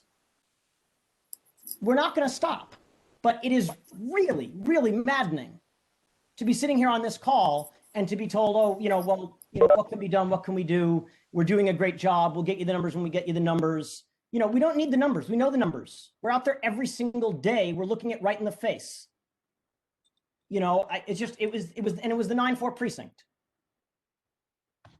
And I hear you on that. I think that what I would say to that is there's sort of a lot of constituencies on this call.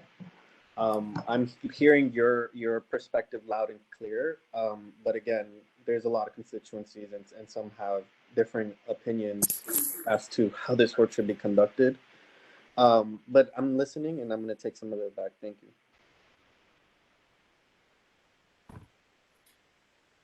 Hi, all. This is Chris. I don't want to talk over anyone, but I just wanted to point out that I put my email in the chat. I do work with Breaking Ground and definitely want to be able to address whatever people are seeing or saying about Breaking Ground and see if we can't get some clarity on there or if there are issues that we're clearing them up. So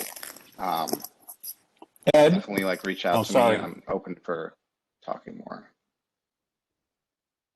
Ed? Actually, one more thing. Sorry. In terms of the, if you guys wanted the numbers that Casey shared earlier, who should I send that to? Should I send it to you, Tom?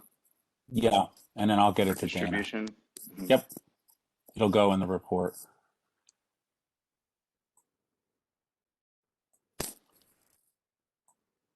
Ed? Ed, you there? Okay, as you said, there are different constituencies in this meeting and involved. And in the past, we had a central place that we could go to say, this group is working on this issue, this group has got this concern, and we would go to a central place and figure out how to coordinate it so there wouldn't be the Department of Sanitation or whoever it was calling up and saying, we have to clean up this place. We, you know, and at the time, Joe Lentil would do it because he lived, you know, his office wasn't that far away from the Meek overpass. Why are we prioritizing cleanups in the middle of a pandemic anyway? Why do we need to do that? Yeah, but The hold on. furniture is not a danger to anyone. These are people's lives, and I'm not going to stand by and allow you to use violent euphemisms like a cleanup when you're talking about destroying people's property. What I'm hearing from my house's friends is that they are being blamed for the furniture and garbage that other people are dumping under the BQE that they have nothing to do with, and they are being punished, and they are being criminalized, and they are being harmed, and they are being killed because other people are dumping furniture and they are being blamed for it. In fact, my house's friends have actually told me that they have in the past helped DHS and helped sanitation and pointed out to them what is garbage and what is not. And what I heard was this was an especially aggressive sweep in which no one listened to the folks who live there, no one negotiated, no one coordinated, there was no warning, there was just unilateral violence visited against some of the most vulnerable people in our neighborhood. And it is unacceptable. We do not need to talk about cleaning up furniture in the middle of a pandemic.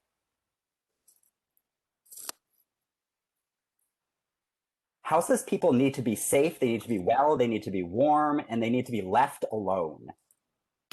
Well, Tom, also just because this is happening consistently with all the community board meetings, Emily Gallagher's office has said a bunch of times that they're willing to be involved and coordinating with everybody around whatever it is, you know, and having Ben be a part of that and impacted folks.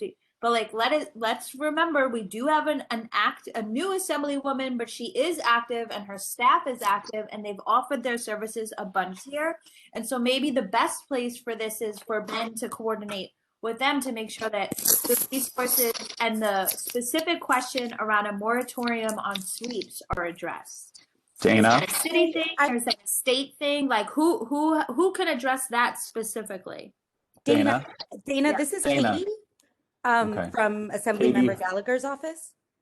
I just wanted to thank you for that and say that we have been in touch with Benjamin, have also reached out to DHS yesterday and to the mayor's office today. So we are here to help coordinate around coming up with a humane solution on this.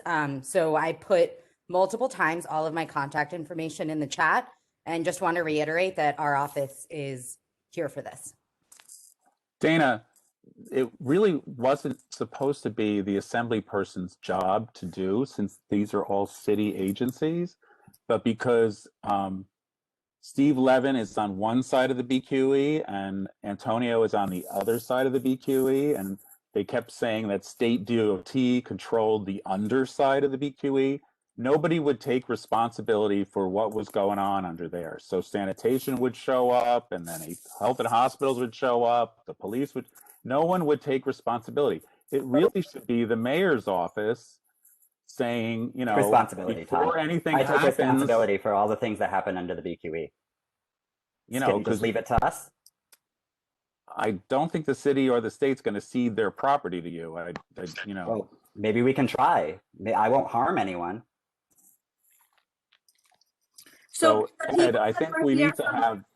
So Tom, can we address the specific question was that, and Ben, while we might be ideologically and philosophically on the same page, we do represent different factions of this community, which I'm sure there would be other people who feel differently than you.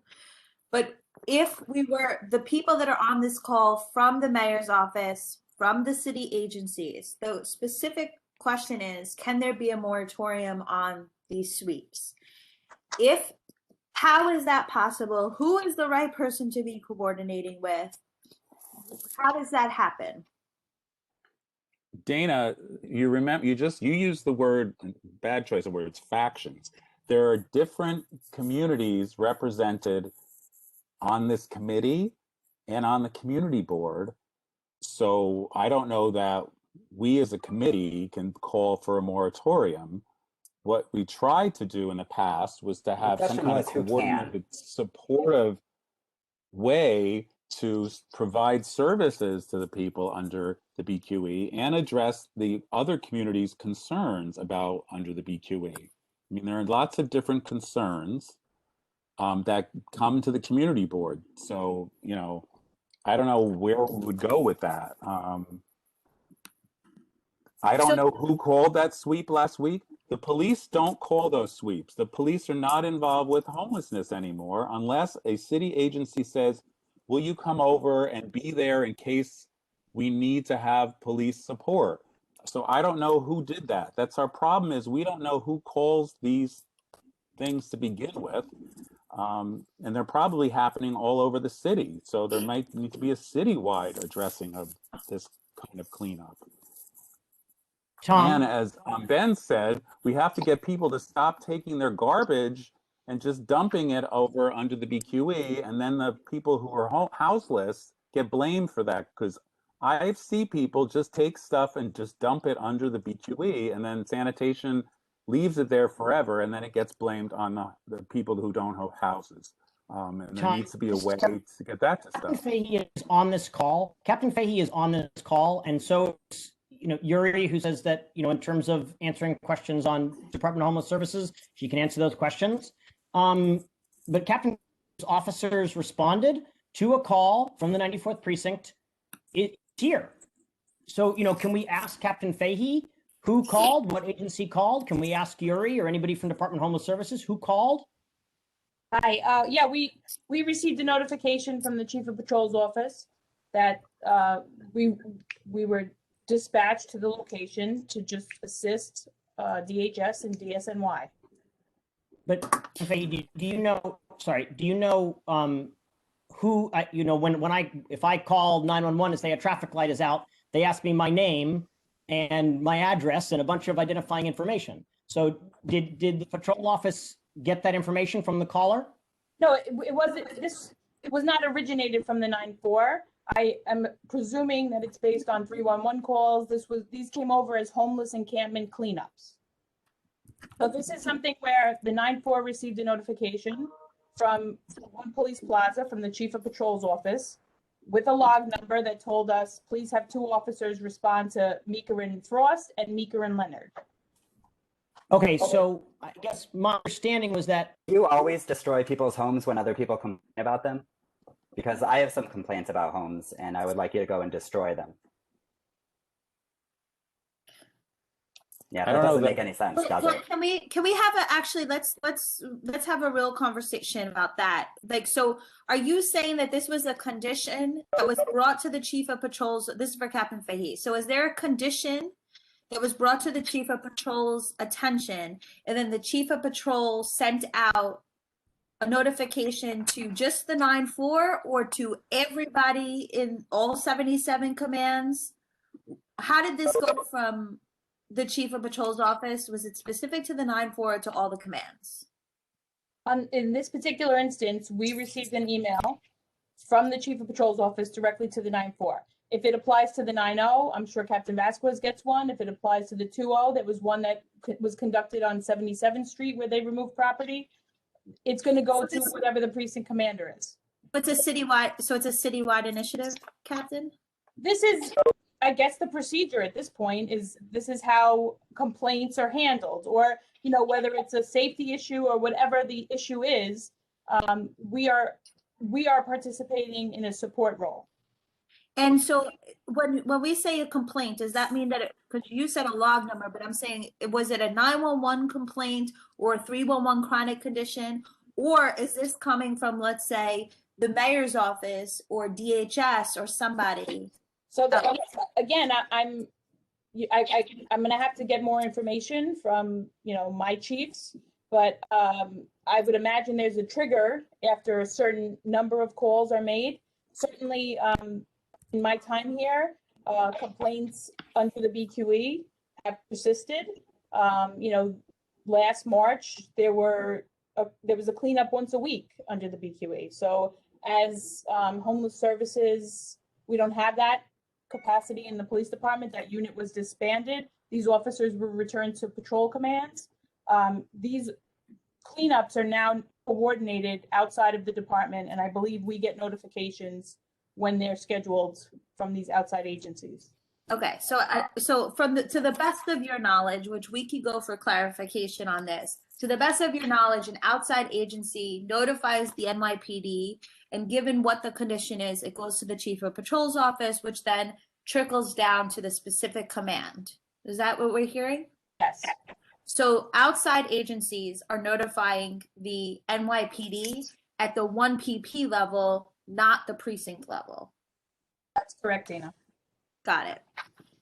And so is this something that is Department of Homeless Services, I mean, this is because we have them on the call, is Department of Homeless Services asking the NYPD to assist them in these cleanups, I guess is my question. Because if I was under the impression that the police department was no longer doing these or working on these, on these sweeps, it seems like that's not really the case, if my understanding is correct.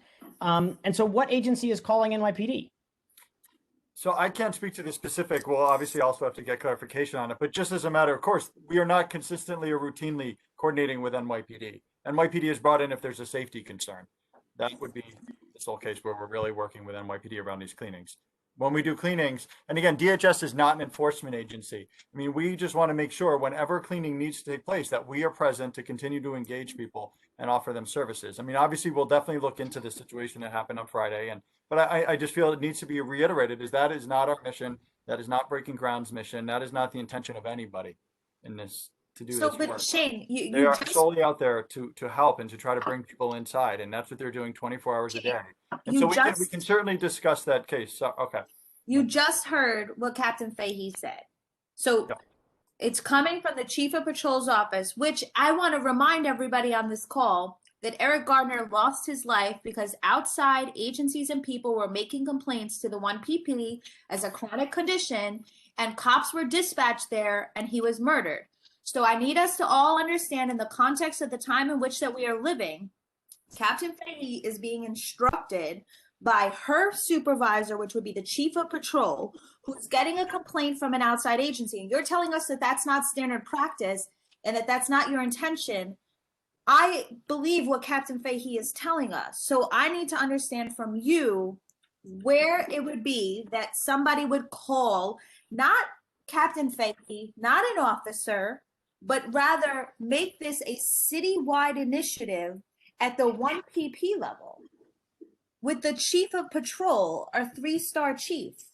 Do you understand that that doesn't make any sense based off of what you're saying? Can I just add something? And I'm sorry, because I'm coming in late to this conversation. I mean, this is Maria Villa, and I'm listening to everything.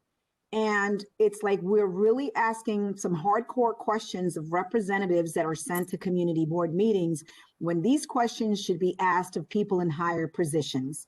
And I just want to add that the person who represents the district where all of this is happening is Steve Levin, who happens to be the chair of the General Welfare Committee at the City Council. So perhaps it's worth mentioning that maybe we should try to pressure someone from his office, if not himself, to attend one of these meetings to answer some of these questions and to talk about what he's been doing to try to alleviate and repair some of these issues. And this is just my opinion. Yeah, that's fine. That's completely fine. But all of these people on the call are people that get paid, that have salaries from the city. They are public servants. This is their job, and they need to be accountable. Not saying that Steve doesn't. Of course, Steve needs to be accountable, but that's the purpose of this meeting. And we've been having these same conversations for more than a year, and we still don't have adequate answers. And now we have Captain Fahey telling us that this is coming from an outside agency to the highest levels of the NYPD. That is egregious, especially given that all of these people work for Mayor de Blasio, who told us he was ending the tale of two cities and that he doesn't believe in the NYPD operating that it does. So forgive me, but this is crazy that we are on this call and representatives should be prepared to answer these questions, especially because we've been having these same conversations for more than a year. And I'm not everybody on here disagreeing. except for us has a salary. So I am not would like disagreeing. to know, what is the answer? I want to know who's calling the chief of patrol's office. I'm not disagreeing, Dana. I'm saying that it has to be escalated because if the answers aren't coming from the folks that are attending these meetings, then you have to go to a higher level and demand a presence. Yeah, I cannot speak to the specifics of who called whom on that for that cleaning. So, I mean, it's obviously something we'll look into. Can we get an It's answer not your from? outreach worker, Shane. It's if somebody's calling the chief of patrol's office, it's Yeah. not your outreach worker from Breaking Ground. It's somebody Yeah. in your organization at your level or higher. Yeah. No. Can we direct the question to Yuri, who had said at the beginning that she could answer any questions that we have at any level? Like, I just, because, I mean, obviously, there is the first thing, which is accountability for this instance that happened last Friday, but then the larger issue, which is that some agency, it's either DSNY or it's DHS, is sending out an email, a form email to One Police Plaza. It's not one DSNY worker saying, "Oh crap, I am afraid. Let me call somebody," and he calls the 9-4. It's an email that's coming to the agency from another agency, coming to the police from another agency. Steve Levin, is Steve Levin, but Maria, I think you're absolutely right, Maria, that, I want answers from Steve Levin on this too. But Steve Levin had, to his credit, written a bill saying that NYPD could not participate in these sweeps. And that was what the community was told, right? And that was what we were under the assumption of, which is why we were so surprised to see a video the other day of an officer from the 9-4 precinct getting up in the face of coordinators and people that were trying to help our unhoused neighbors. That's the concern here. So I guess, Yuri, are you able to tell us, is this something that DHS is doing? These form emails that are going to One Police Plaza? So, Kevin, we hear you. We hear the brief that I know that you hear me, but I guess. Wait, Kevin, let Yuri finish her answer, please. We hear you. We hear the complaints and the concerns. Empathize. We are looking into this matter further, and we are speaking with the AM's office, and we'll get to the bottom of this. I don't have an answer as to who called, but we appreciate this flag and those concerns that you shared about the sweeps. We'll look into it, and this is for another conversation.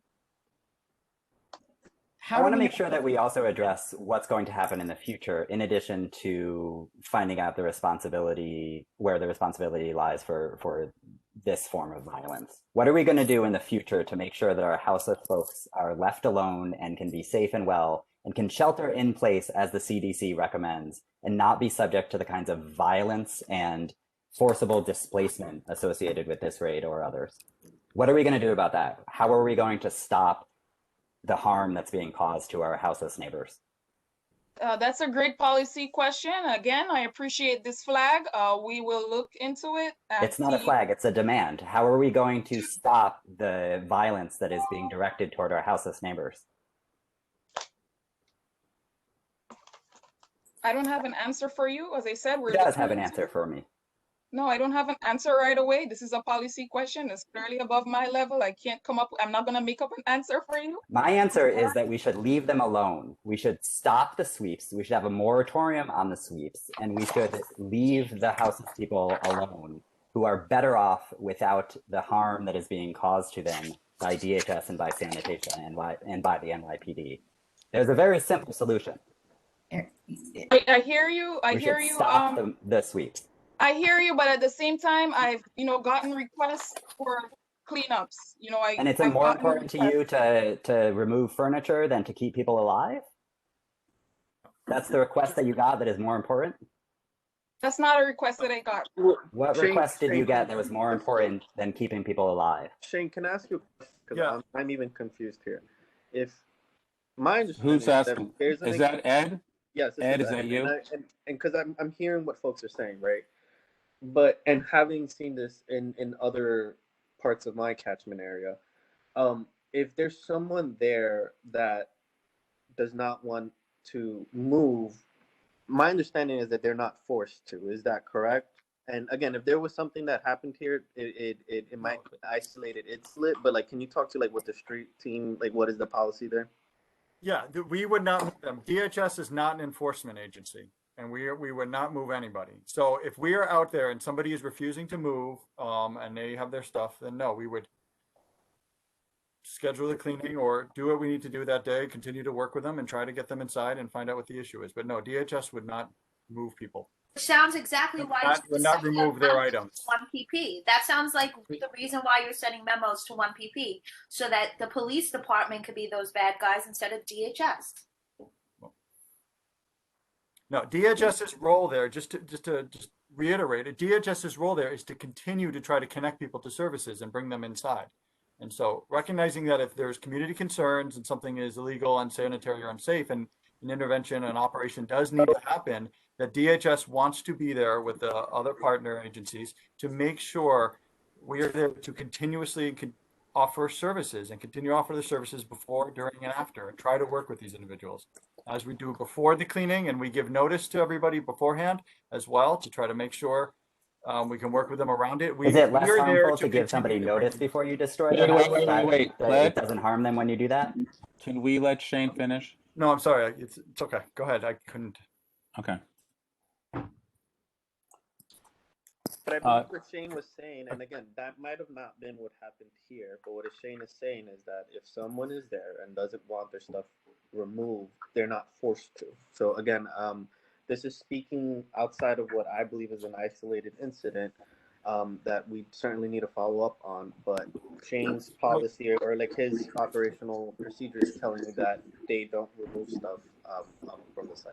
Yeah. But the problem is this is Tom. We're going to go around in circles on this thing because we've had different communication over time as to how the city and the state are addressing this issue, and it gets confusing.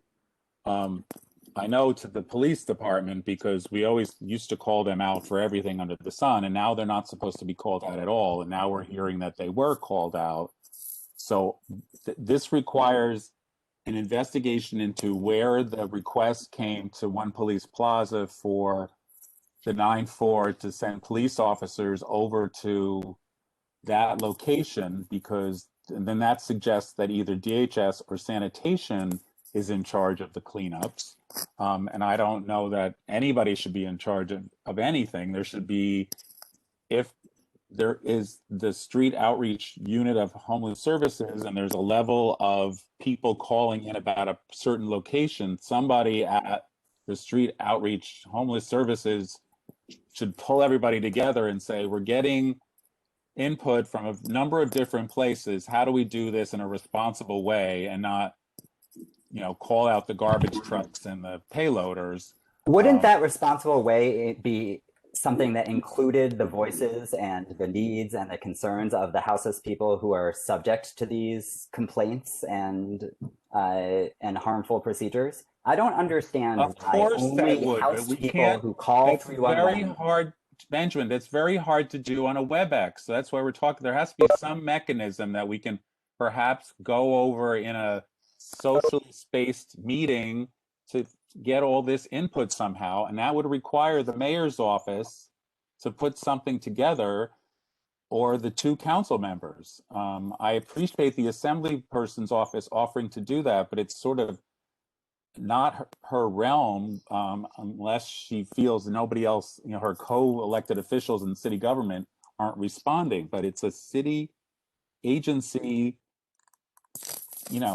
having worked with the city forever. Tom, are you muting me? And is that part of the democratic process of this meeting? Excuse me? Are you putting me on mute? And is that part of the democratic process of this meeting? I have no control over, I keep going out. WebEx keeps splitting on me. I've fallen out of the meeting 5 times already. So. Can I make a suggestion here? Sorry, if I can interject. Just because Captain Fahey brought up earlier the North Brooklyn Safety Alliance on Manhattan Avenue for the bid, I actually did the technical assistance on the Brownsville Safety Alliance, which is, I think, where that idea emanated from through the chief of patrol's office. And the idea was to source resources, impacted folks to create safety both for those that are chronically, this was a block that does have a lot of drug use and homelessness where we tried this in Brownsville, safety for those folks, safety around, you want us to talk about the hypodermic needles, safety for everybody, harm reduction across the board. Why is it that we can't have a conversation about doing a safety alliance where you have willing people such as Benjamin on the call, Kevin from the North Brooklyn Mutual Aid, where there's a collaborative effort with impacted folks to establish what safety looks like for everybody and how that's best achieved by pooling resources. And the biggest part of the Brownsville Safety Alliance was that the subtraction of resources that did not equal safety, which was the NYPD. So why are we not having more of that conversation then too? Like, is it that can DHS work collaboratively with the partners that are here right now, with the impacted folks? And I'm not talking about the people that are just on the ground. I'm talking about you guys that are on the call right now. Perhaps you need to come out, meet with these folks, the impacted folks, and there be a real conversation about a safety alliance that satisfies everybody's safety and reduces harm across the board. Is that why we don't need to have that with the NYPD? We need to have that with you.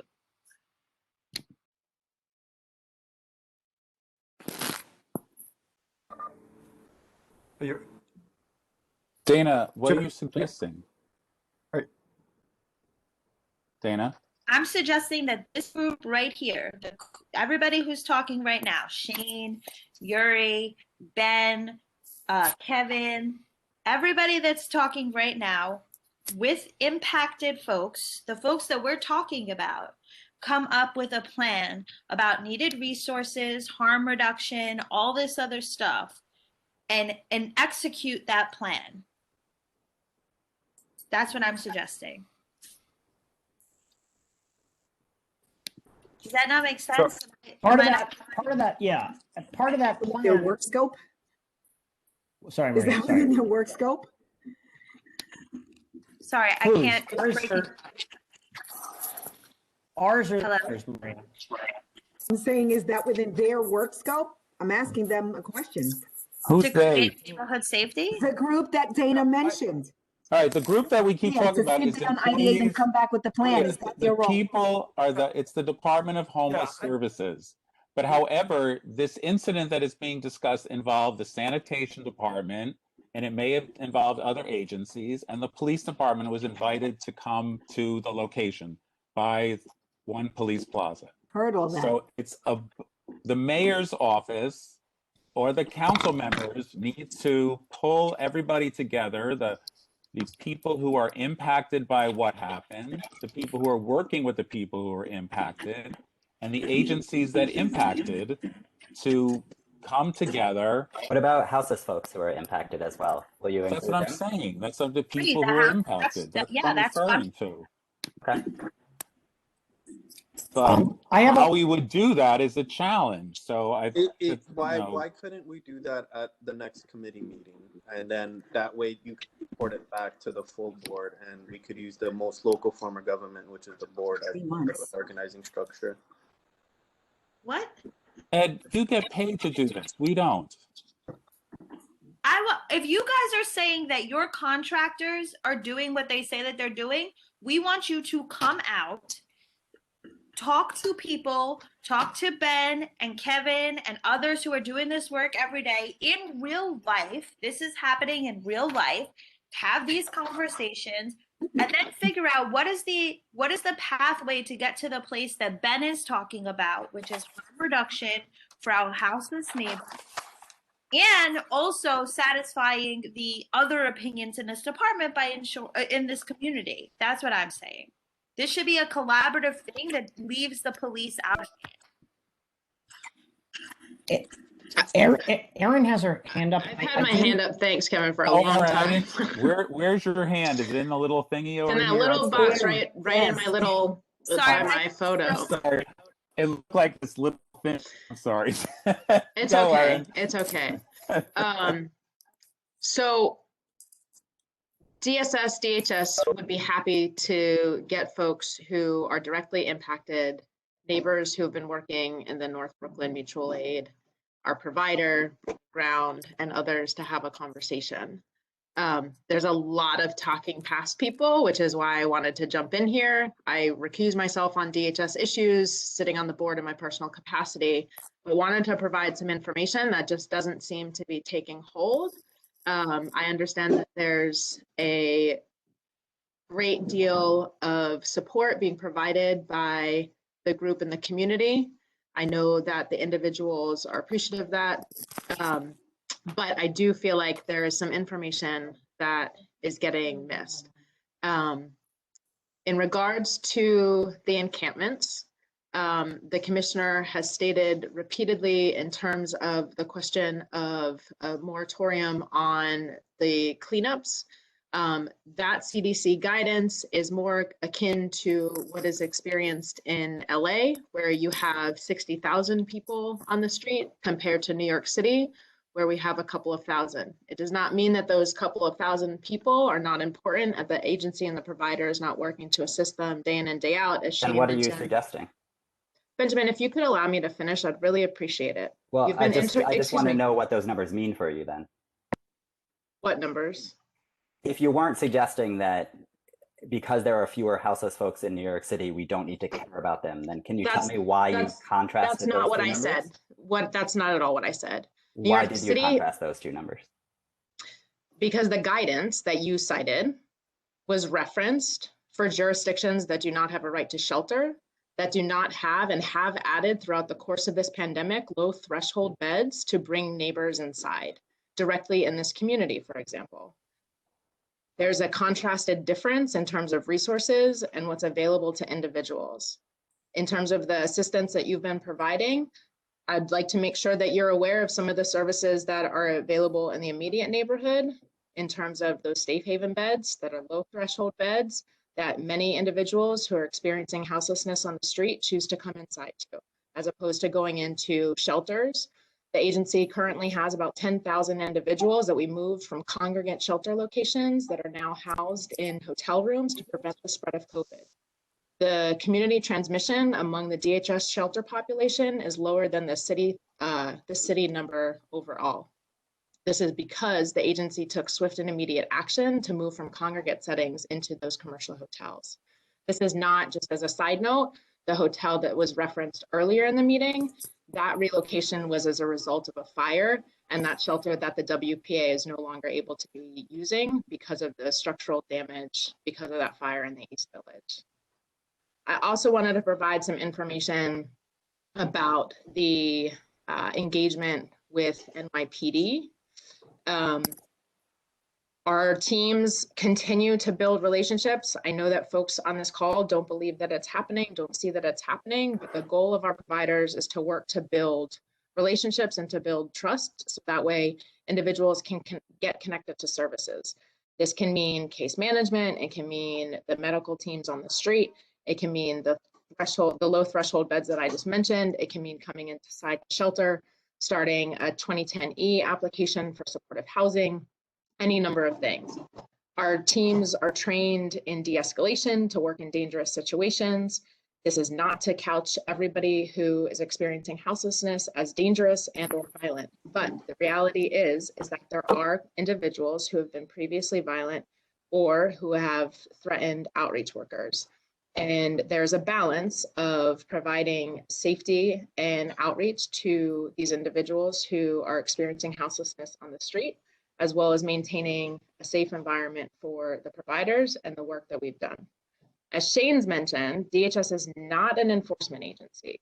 We have no tools to enforce any actions. We are not an enforcement agency. DHS's role in these actions is to connect individuals to services.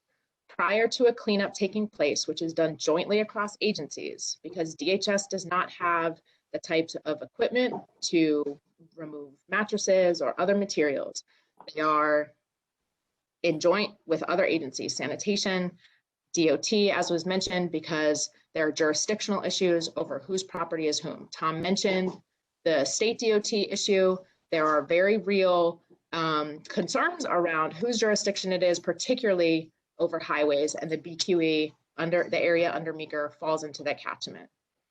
These are done jointly. DHS is not an enforcement agency. We are there to provide services. Prior to cleanups taking place, notification is provided.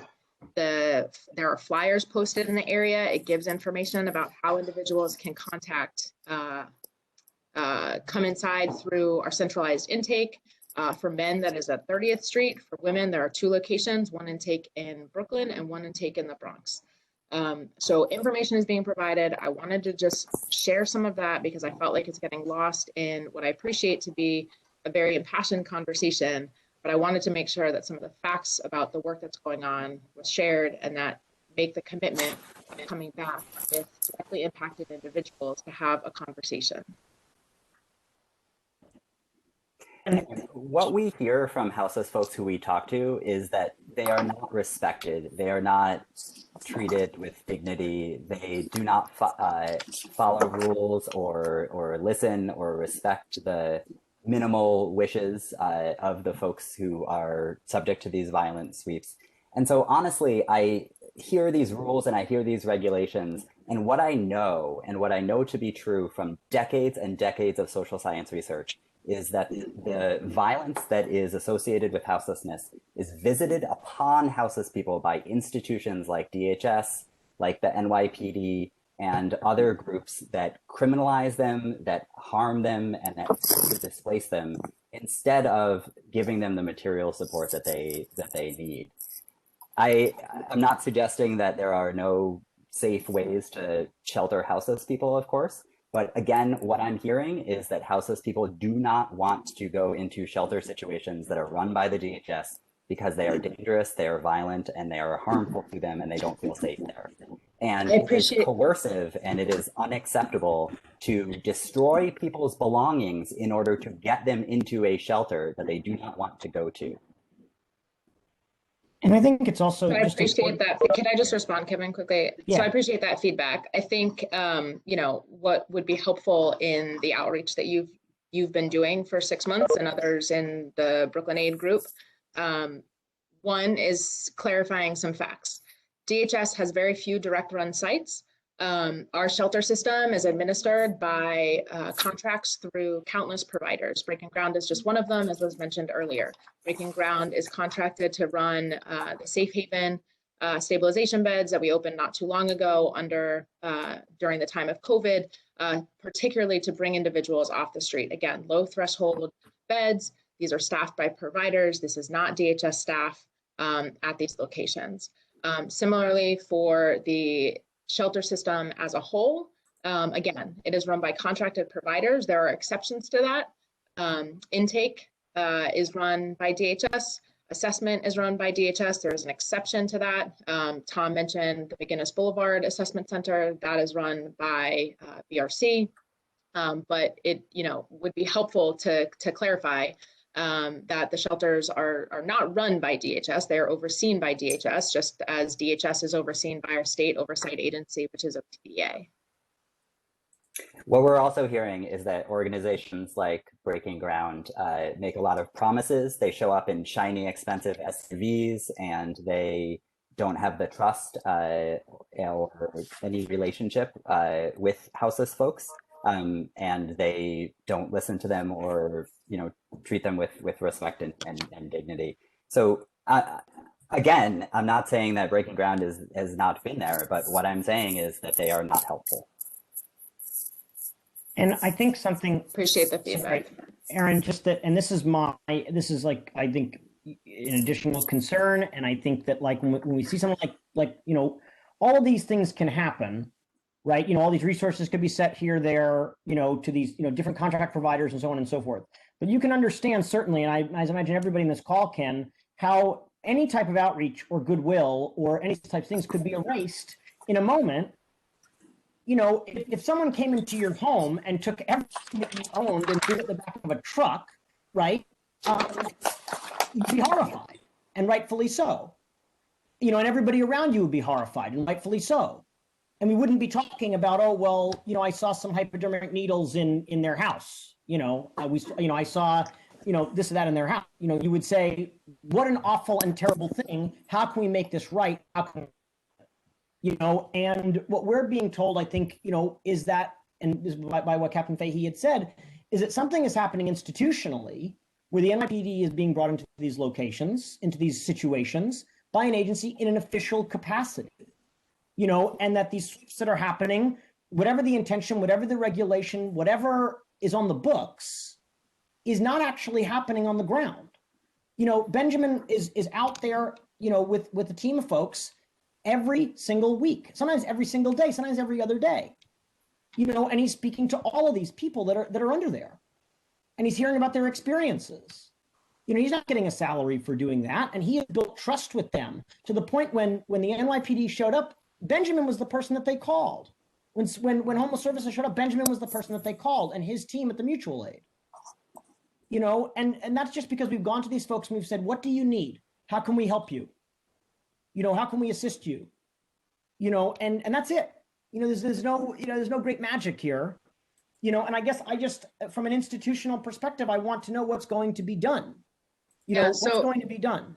Sure. So what I'll say, and Shane certainly jump in here, we have in many, many cases worked with individuals who have built, established and trusted relationships with individuals who are experiencing houselessness, particularly on the street.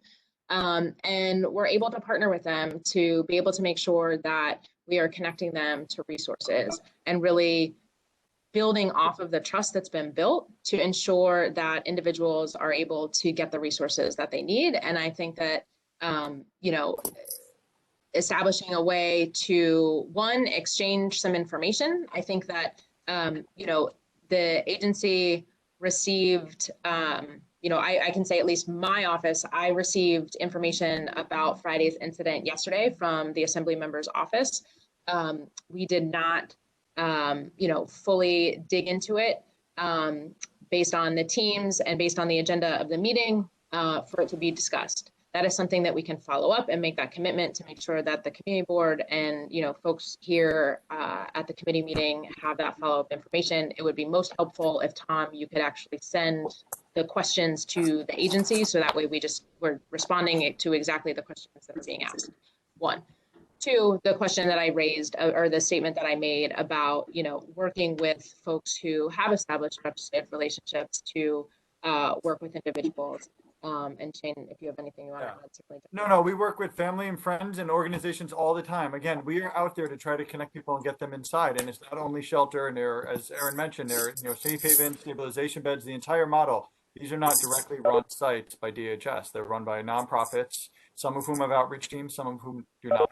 But absolutely, we are more than willing, and we would love to work with anybody who has built up the trust with the clients, because that is exactly what the outreach teams are trying to do. What they endeavor to do all day, every shift, every engagement. They're also trying to just get to the same basic questions you're discussing. What do you need? What can we do? And what can we do for you? What can we do? What do we need to do right now to get you inside? What can we talk about? And so if you guys have the trust, then absolutely we want to work with you and work with the clients and get people inside. That is the whole goal. That is the fundamental reason why everybody on this call is at DHS and why organizations like Breaking Ground are out there as well. So, I mean, I hear your concerns, and we'll obviously look into them. I mean, and discuss this with Breaking Ground. But in general, I mean, absolutely, we're more than willing to partner with you. We want to get everybody who's outside inside as fast as possible. Okay, I know that we have to wrap up at some point here. I would like to just put on the table that before the next meeting here, the committee meeting here, that we identify who it is that's contacting One Police Plaza. So I'm going to work on my end to figure out where that request is coming from. And I would hope that you guys can come back to us with an explanation of how One Police Plaza would know about these conditions, and that you have created a protocol that prevents that from happening. Because if it's coming to One Police Plaza, it's not about violence or safety. It's about conditions, and it's about viewing homelessness as a crime versus what you're hearing here tonight. So please, I ask you to come back to us with some resolution about protocols in place that there would not be that type of communication. Dana? Dana? Yep, I'm here. This is Tom. Okay, well, we need to, I think Captain Fay, he said she was going to see what she could find out. I believe that the homeless street outreach unit needs to find out what they can find out regarding how the referral or whatever it was made on last Friday. We also need to know what the actual rules or procedures are at this point in time. At various times and historically, we've been told that encampments weren't allowed. We were told that encampments are allowed. What guidelines is the homeless outreach program operating under now? Because when people call the community board to say, get rid of that thing under the BQE, we have to answer them responsibly as like the people in the office, as employees of the city can't say, you know, I hate you because you want to remove that thing. And they have to say, this is the city's position on people living under the BQE. They're allowed to, they're not allowed to. There's also been a back and forth discussion over the years, which is a sanitation department question. And Ed, maybe we didn't have anybody here from sanitation, but they used to give us this whole routine about they put a tag on a piece of property. If it sits there for 3 days, they have a legal right to remove it.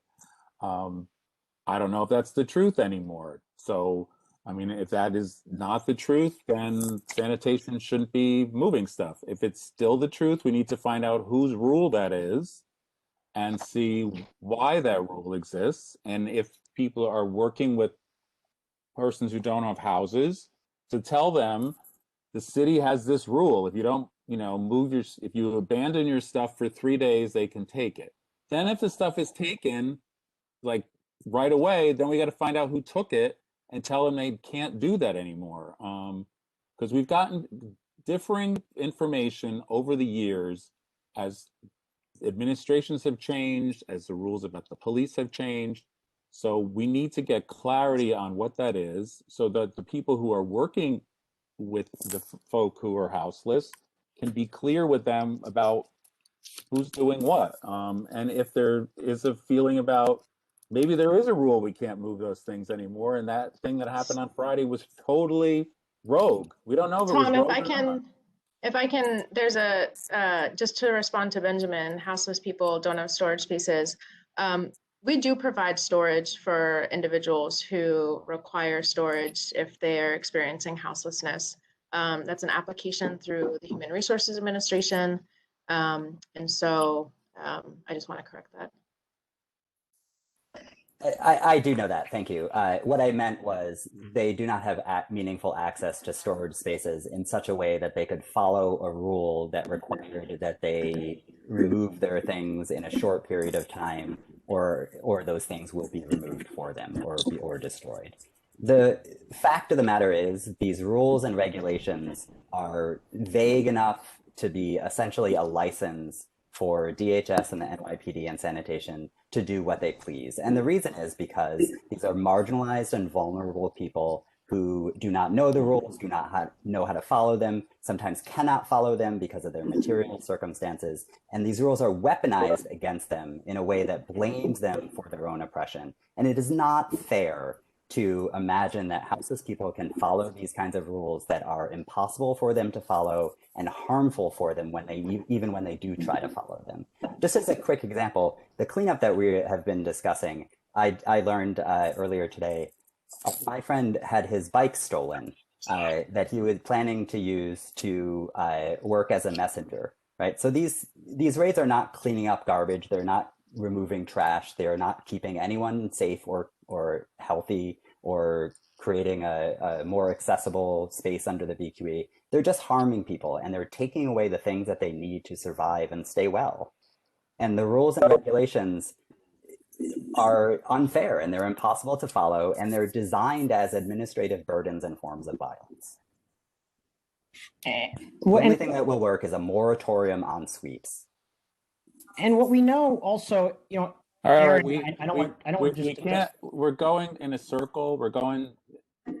I don't know, Aaron? Tom. This is the most I think that this committee has covered, the most serious, like incredibly serious and heavy conversations, that are, I think, really important. And I think it's something to say that, like, and I don't want to put this on Aaron, anybody from DHS or anybody, one of the folks that we have helped, right, said to us, I have my stuff in storage, but it's put in storage in Coney Island. Here's another example. It's put in storage in Coney Island. They're in Greenpoint. And so what we did was we said, okay, we'll find a volunteer with a van to bring you your stuff back from the storage from DHS that DHS has put in Coney Island and bring it back to you as you're moving into your new apartment. And that's the sort of thing where you would say, okay, yes, well, that person has storage, but the storage is in Coney Island. It's like, that's whether that is the intention. I don't think it's your intention. I don't think it's Shane's or Yori's or anybody's individual intention. That is the institutional impact of what is happening.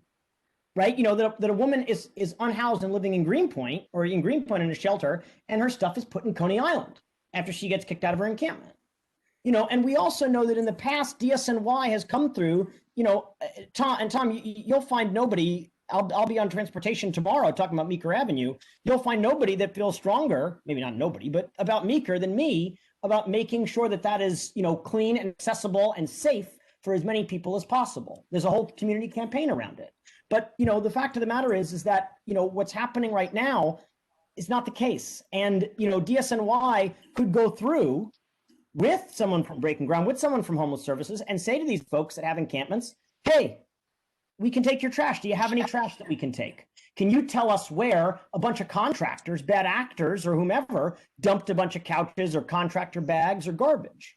And these folks will do that. They have done it in the past. But that's, that involves a relationship that doesn't involve rousting them out of the spaces that they're in and throwing away everything that they own. I think we all want to see that space safe and accessible and clean. And we want to see the people, more importantly than that, we want to see the people there safe. And that's not happening right now. So in my opinion, everything else should come to us.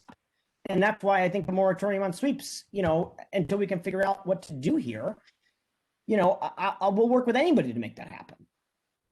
And that's, thank you. Ed, are you still here? Serna?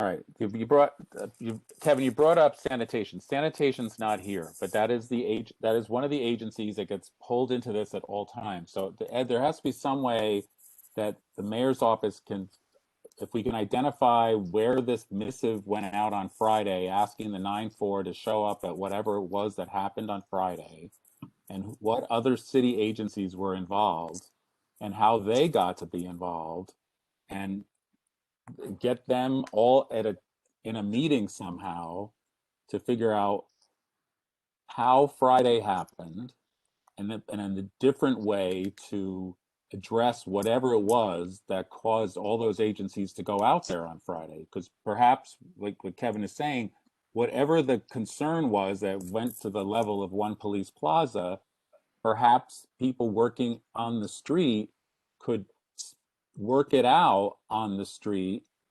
If there's dumping going on, to be able to point out the dumping. If there's property that's, belongs to people, like there has to be some way that the mayor's office can coordinate these city agencies to prevent these from happening in the future. No, I hear you then, and I can assure you that tomorrow, first thing, I'm going to be doing, some reaching out to get some answers, and also flag it for the first deputy mayor's office, because I think that there's as you said, there's some clarity that is required here. And yeah, we'll continue the conversation. I think the board should also, come to a consensus is that, like, at least from what I've been hearing for the last couple of months, and this is not to lay blame, again, this is just, for clarity's sake, right, as to where, like, these streams are coming from. The board has been very vocal on cleaning some of these things up. So I think that we should all, reconvene or reset. And I'm going to be connecting with Ben to, again, get the clarities and the answers, and a working group or something going to make sure that we're all on the same page as to what is supposed to happen and does happen. Dana? That's completely fine. I mean, I'm letting everybody know that I'm going to find out how a request came to 1PP. So that's going to be my mandate, and I will find out, and I hope that the city, the people who represent the city on this call do their job, especially the gentleman who just spoke from the mayor's office, because the mayor has been gaslighting us for the last 7 years around these topics. So I would like to know how this got to the NYPD, because I do not believe Captain Fahey woke up one day and said, I would love to send my cops out to be in the middle of this. So, oh, actually, we might have an answer right now. All right, well, Dana, I think we need to wrap this up, and then as a committee, we're going to have to figure out whether we're going to schedule another meeting or whether with the mayor's office, we set up a different meeting that's a community-based meeting with the people who are houseless, with the service providers, to figure out a coordinated way to prevent this from happening. So Ed, you're going to follow up tomorrow, and you can talk to me about how we might set this up.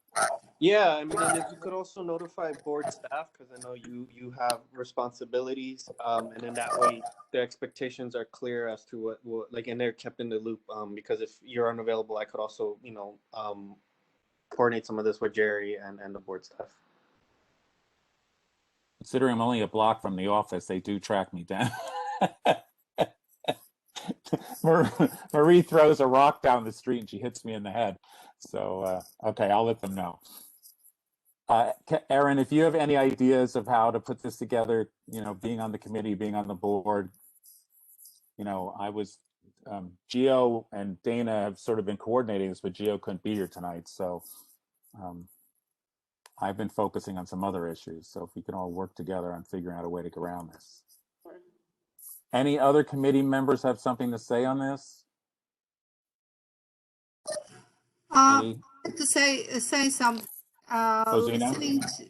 Listening to everyone at the meeting, there's a very simple thing. We have a problem.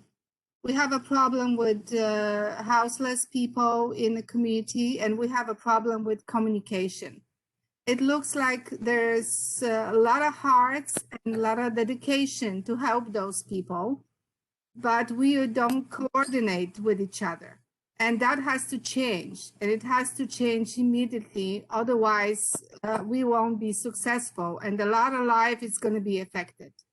I represent an organization that deals with seniors, and this situation is not helpful to the people that I serve because of the safety, because of the dangers of being stopped, attacked, asking for money. And I'm not talking about, people, everybody being the same, but this problem needs to be dealt with and needs to be dealt with together.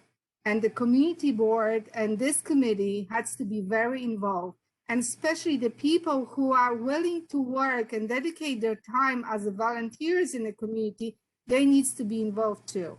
So that's my spiel for the night, and thank you for the meeting. I appreciate everybody who attended the meeting because you guys are very good and you dedicated a lot of time to this matter. Thank you, Tom, for good meeting. Thank you, Bozina. Make sure Bogdan and Arthur know what went on because they could help out too. I will let them know, don't worry. Tom, I don't know if something's wrong with Dana's mic, but what she's saying is she got the answer, and that it's that the Department of Homeless Services asked for the assistance, and that the protocol originates from City Hall. That it's a City Hall protocol under the mayor's office, and that Department of Homeless Services is the one that asked for assistance. She says she's on the phone. I just don't know if anybody else is looking at the chat. And before we end the meeting, I think it's important. I would love to know who she's talking to. If that would be immensely helpful. I mean, I personally like specifics, so I would want to know where she's getting this information. Ed, is that Ed? Yes, it is. Ed, you'll need to speak to Dana directly so that she can provide that. I agree that you need to know where it's coming from. She has, various people she can call in the police department, but, she should really share with you who it is that gave her that information. And then Shane would need to follow up who at DHS was part of that. But I'm also wondering who at the Department of Sanitation. So Ed, if we can find out who at sanitation is a part of this, that would be really helpful. So sorry, I was just on the Dana's phone. back. I was on the phone getting our answer. So the answer is that it's DHS. It's DHS and City Hall. And then there's an official protocol. So I think that we need to be shown that protocol and need to understand what's happening here. Dana? Yeah. Dana, the defense attorney in me agrees with Ed that he would need to know who exactly is saying that, because this is sort of, hearsay. You're speaking to somebody, but who is that somebody? So perhaps you can speak directly to Ed to share where exactly you got that from. So I don't need to disclose that the high-ranking police executive that just told me that there is a protocol in City Hall to give assistance to DHS on these calls. So Ed and whoever else can go back to their bosses and identify why in God's green earth that I would have that information if it doesn't exist. Miss Dana, I am from City Hall, so that's why I'm interested to know where, that's not my understanding as to how these things occur. And again, I'm going to inquire tomorrow. I would ask tomorrow your supervisor or whoever's the right person to show you the protocol from DHS that asks the NYPD for assistance, which then trickles down to the command level. I mean, if there's a security concern of someone's in danger or imminently to themselves or other, I can understand why that would happen. But this isn't what, from even me doing some research while on this call and the video that's online, that doesn't seem to be what happened here. So again, I want to be as specific as you can. Okay. And there should be another protocol or another memo that says not to call the NYPD. And we'll gladly look at that as well. As a safety concern, I think we can all agree that is the role of PD. Ed and Shane, DHS, mayor's office, and then please pull in sanitation, find out what the protocol is at City Hall, at DHS, and sanitation regarding incidents like happened on Friday. Okay? All right? That's Can we ask? I'm sorry. Can we ask? I understand, and Ed, this might not be a policy you're aware of, or a policy I don't know, right? I mean, this all seems to be very confusing and a really tangled knot for something that ought to be pretty simple. But I guess with the staff from Homeless Services, if Dana's information is right, which I don't imagine that is wrong, but that somebody would lie about something like that and then put her reputation in jeopardy like that. Representatives from Homeless Services are on this call right now. Aaron, you're the deputy commissioner. So I guess the question is this a protocol within Homeless Services? We're going to have that found out. I really would like the answer to the question. So Kevin, I'm happy to reiterate. So I mentioned earlier in this call, instances in which the agency does call NYPD. Yeah. If there's a safety concern, there would be a call to NYPD, but otherwise, you guys, Captain Fahey said that it wasn't about a specific incident, that it was a mandate that wasn't derived from a 911 call about safety or security, that it was an initiative that came down from the chief of patrol's office. So what you're saying does not match what the captain told us. That's not what Captain Fahey said. All right.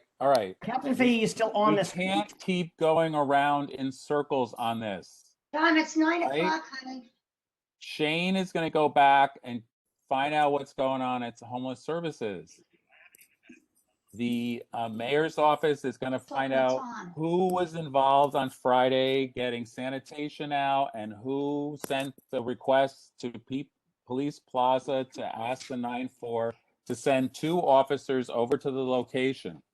I know that Captain Fahey does not want to be doing that, but when she gets a call from command, she does it. They were told that they were not doing homeless outreach anymore, and then they were asked to do this. So if Ed, you can find out from station and find out at least what you could find out. Dana, you have your connections, but it doesn't really, work for, unknown persons to be providing information in a meeting like this and then expect the other city agencies to respond to it without getting a chance to go look into what information they have. And then Ed, we're going to follow up with a coordinated meeting of some way with the providers and the houseless people and the community about to avoid these situations in the future. Anybody else on the committee want to say anything? Yes, I want to say something. Can I say something, Maria? Yes, Maria, Vieira? you're on the committee. Yes, I just want to say that I feel Kevin's passion. I feel everyone's concern. I see Kevin because I can see you, Kevin, and I see the frustration. And I really, I stand with you. But I will continue to say that we are tasking public-facing folks with issues that rise to the level of policymakers within these agencies. And we have to hold them accountable because these are not the people that are going to give us the answers. And unfortunately, we're grilling them, but it's not them. We got to go higher because it comes from higher. And oftentimes their hands are tied as well, and they don't have the answers. I just want to say that. And Maria, I agree with you. And thank you for saying that. I am feeling frustrated. And I understand that the individual people on this call are not individually responsible for this situation. But I think, what I feel is that, so rarely do we have any access as people doing this work, or even as a community board, to agencies at all. And when they, sometimes when they do come on, it's they're on and then they're off. And so I think that, what happened on Friday, Benjamin was there for those individuals. We were able to get them into housing. We were able to get them resources. We were able to do all of the things that were not done for them, right? What was left behind for one of the individuals was a pile of hot hands, hand warmers at the base of a drainage pipe. That was what was left behind for them. And so I am frustrated because, we see the consequences of this.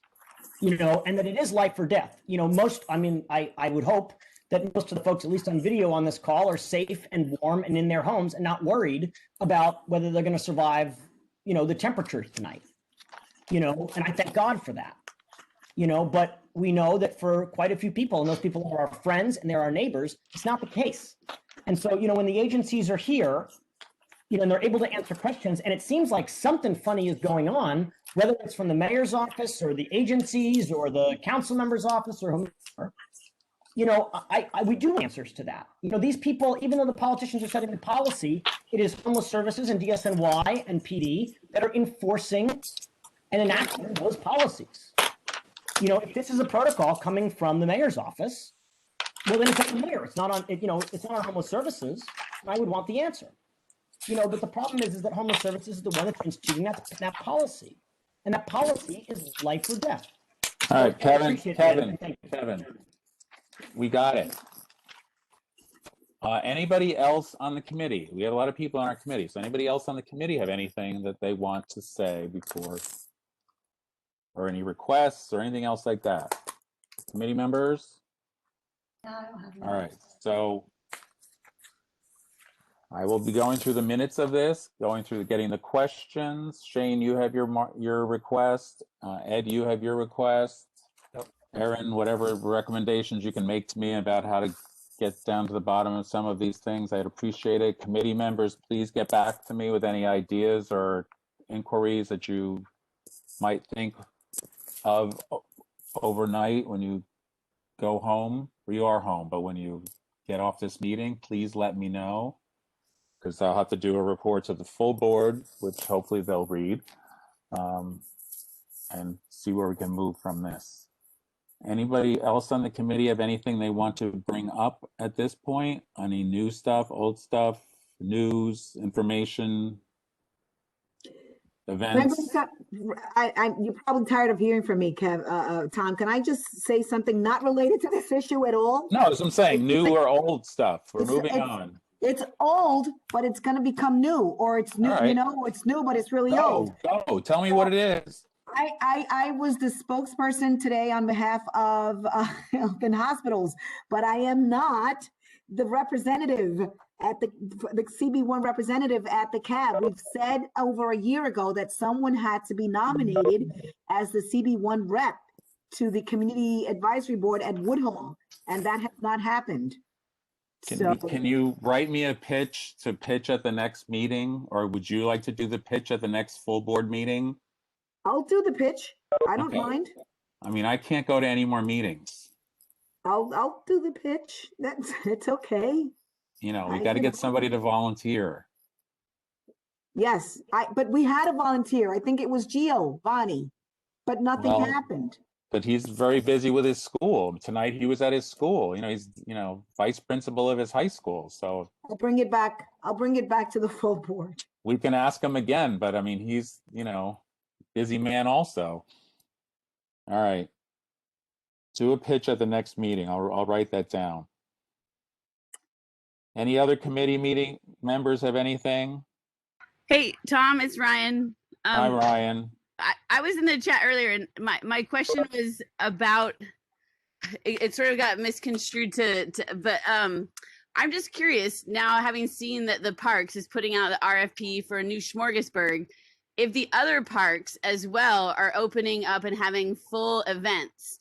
Like, is Domino Park going to be doing a marathon? Is McCarran Park, I'm just curious, are we still in COVID world? Or are we not in COVID world? Because I'm so confused about this RFP.